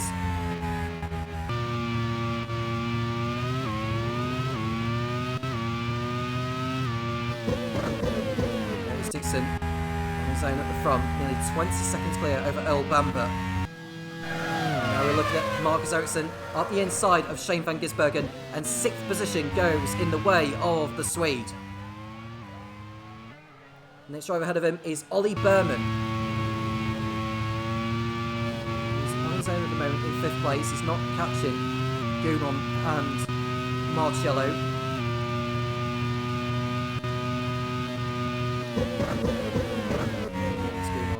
Still ahead of the Italian in his second Grand Prix World Series race. He's going to make it a podium.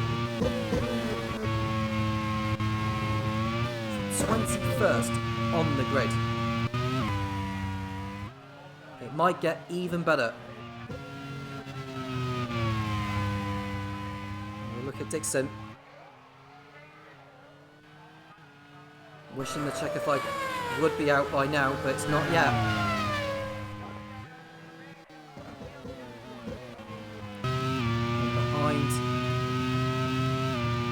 We're looking at Brendan Hartley, who's still holding Joseph Newgarden back. Jean-Luc Verne's over 5 seconds behind Liam Lawson.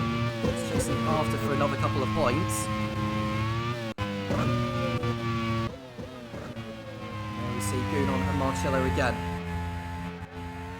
Felipe Nasser was another major one to retire as well. And there is Liam Lawson in the Onyx. Well, at least he'll be classified as a finisher, but he's not going to be finishing in the points. Verne goes through, Lawson out, with only a handful of laps to go. That's a body blow for him. Lopez up to 9th, and Brendan Hartley into the points for Pacific. After being in the back for so long, he's managed to stay in the race. As the Kiwi, but he's got Joseph Newgarden all over the back of him. And Newgarden is determined to get that point now.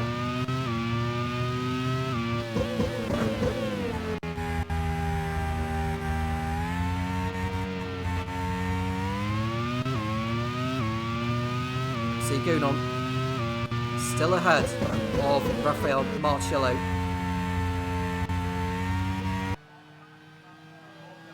see Newgarden nearly going for it again on Hartley. Alexander Sims will be closing on these two as well. In fact, Newgarden locks up again. Nearly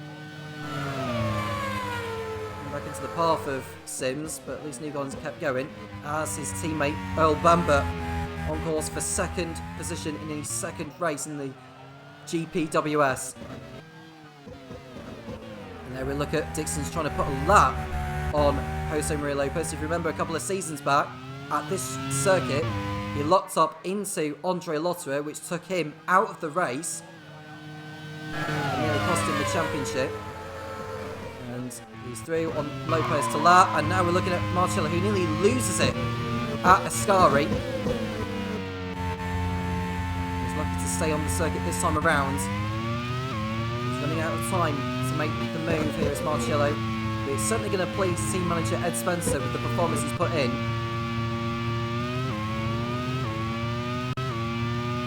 Marcello started from 17th up the grid to get up to 4th place.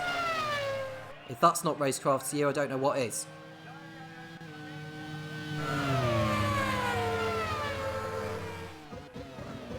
There is Dixon. 4 laps away from victory.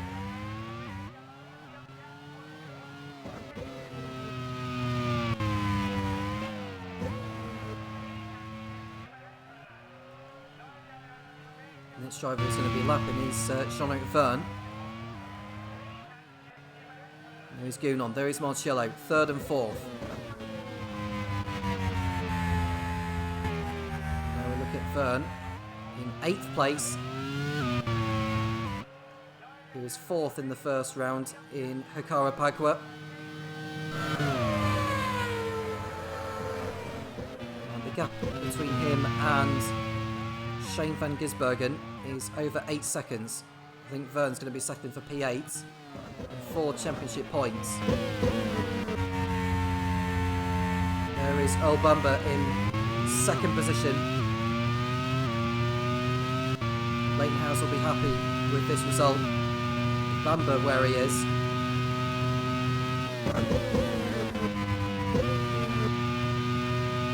Dixon is very close to victory here.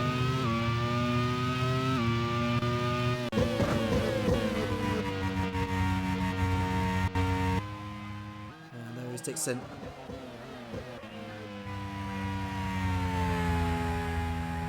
No reliability woes at the moment as we look at Hartley again. Newgarden and Sims back. Pacific really could do with this point. It could come crucial later in the season.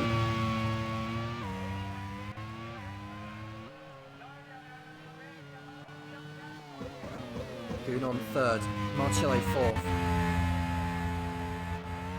This is the closest battle, I think, although Hartley, Newgarden and Sims have something to say on that as Behrman locks up into turn number 3.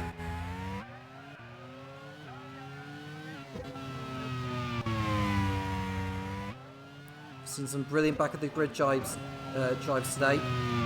Gounon from 21st to 3rd, Marcello from 17th to 4th. Lopez from 26th to 9th. Jean-Luc Verne from 18th to 8th. As Gounon runs wide, that nearly gives Marcello the position. And Ericsson locking up as well. Things are getting a little bit toasty in the closing stages. Just need to bring the cars home.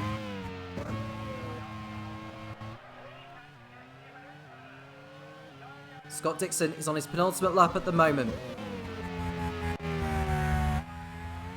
He has yet to win in Argentina. Buenos Aires is the only circuit to have contested a round in every season of the Grand Prix World Series. And we're looking at Marcello down the inside of Jules Gounon. And that's Marcello up into 3rd place for Force India. They are on course for their first podium in League One. Marcello breathing Gounon down for a number of laps. The persistence from the Force India pilot has paid off, and he is through and up to 3rd place.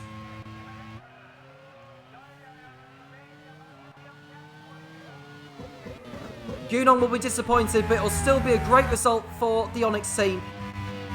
For Ed Spencer, though, Force India are going to be cheering in delight for their first podium in the top flight. Scott Dixon has started the final lap. Earl Bamber will start his final lap as well, on course for a second place finish.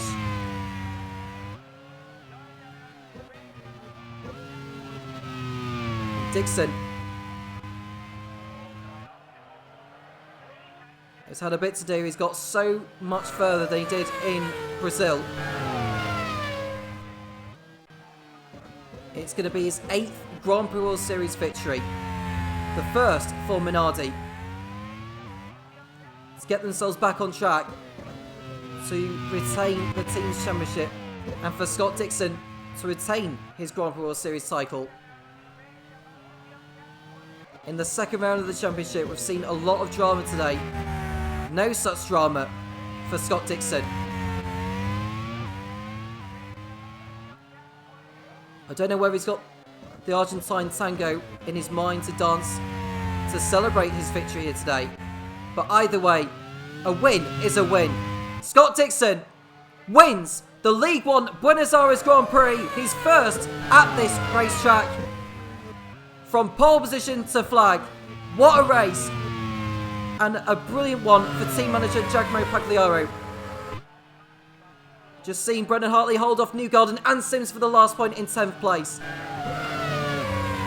So close for Newgarden, but no points for him, unfortunately. His teammate Earl Bamber bagging his first podium in the Grand Prix World Series in 2nd position. And over half a minute behind the Leighton driver will be Rafael Marciello, and for Force India, Oliver Illen finishing in 13th and last position. No points for Arrows today. Rafael Marciello is going to celebrate his 2nd Grand Prix World Series podium, and it's the first in League One for him. In 3rd place for Force India. They are going to be very happy with this. Saul Gounon in 4th. Very unfortunate to miss out on the podium, but it's still a very, very incredible performance by him. Ollie Behrman will be 5th for Simtech. And then we can look at Marcus Ericsson in 6th for Von Metal. And it'll be Shane van Gisbergen in 7th place. Jean-Luc Verne will be the last driver on the lead lap in 8th. Prost stay in the lead of the team's championship. The victory belongs to a familiar man. That is Scott Dixon, his first for Minardi, and doing so here in Buenos Aires. Earl Bamber finishing 2nd for Leighton House ahead of Rafael Marciello. Jules Gounon from towards the back of the grid in 4th place ahead of Ollie Behrman. Marcus Ericsson bagging Von Metel's first points in League One in 6th. Shane van Gisbergen in the points again in 7th. Jean-Luc Verne 8th. Jose Maria Lopez in 9th. And the last point going to Brendan Hartley ahead of Joseph Newgarden. Alexander Sims in 12th. Oliver Ellen in 13th. Liam Lawson classified in 14th for Onyx.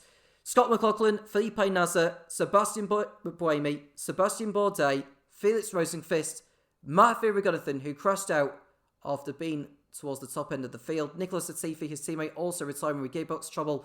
Mick Schumacher, Kamui Kobayashi, Antonio Felix da Costa, and Pietro Fittipaldi were the rest of those to not finish. Romain Grosjean also retired and disqualified and banned for the next race in Indianapolis after taking out Felix Rosenqvist during that race. The pole position and fast lap points go to Scott Dixon. He now leads the Drivers' Championship after the 2nd race, with Sebastien Buemi retiring. It's very much game on in the championship, although with the pace we've seen from Scott Dixon today, proves why he is favourite to be taking a hat-trick of Grand Prix World Series titles. After all that, it's time to run down on the championship standings in League One. Congratulations to Scott Dixon on taking victory in League One. And I'll speak to you for the next round in Indianapolis Motor Speedway. It should be a very, very exciting one. A dominant display there for Scott Dixon as he picks up his and Minardi's first victory of the season. Huge congratulations to Giacomo Pagliaro for getting his season well and truly running now with Dixon's victory today. Earl Bamber as well pick up his first ever Grand Prix World Series podium, a much needed result for the Leighton House team there. And Rafael Marciello just denying Onyx Grand Prix its first podium in quite a long time in the dying laps there. But Rafael Marciello pick up another podium for himself there, a good result for him. And Jules Gounon, well done to him, one of my drivers of the day, going from the back of the grid to 4th place. Well done to Ryan Ferris there. But how has this race affected the driver standings after round 2? Scott Dixon, with the victory pole and the fastest lap, has gone straight to the top on 29 points, 4 ahead of Sebastien Buemi, who retired out of today's race. Oliver Bearman still 3rd in the championship on 25 ahead of Felix Rosenqvist on 18. Earl Bamber shoots up to 5th in the standings with his 2nd place today, 18 points for the New Zealander. Jean-Eric Verne 6th in the Prost ahead of Raffaele Marcello, Jules Gounon, Oliver Rowland and Brendan Hartley, the Pacific driver, rounding out the top 10. In the team standings, Prost still holds on at the top on 41 points, and Minardi have gone up to 2nd on 35. Arrows are on 28, having not scored any points today. Simtek 4th on 25. Force India are on 19. Leighton House on 18. Onyx on 13. Manor on 10. Pacific on 9. And Fomital rounding out the top 10 with 8 points.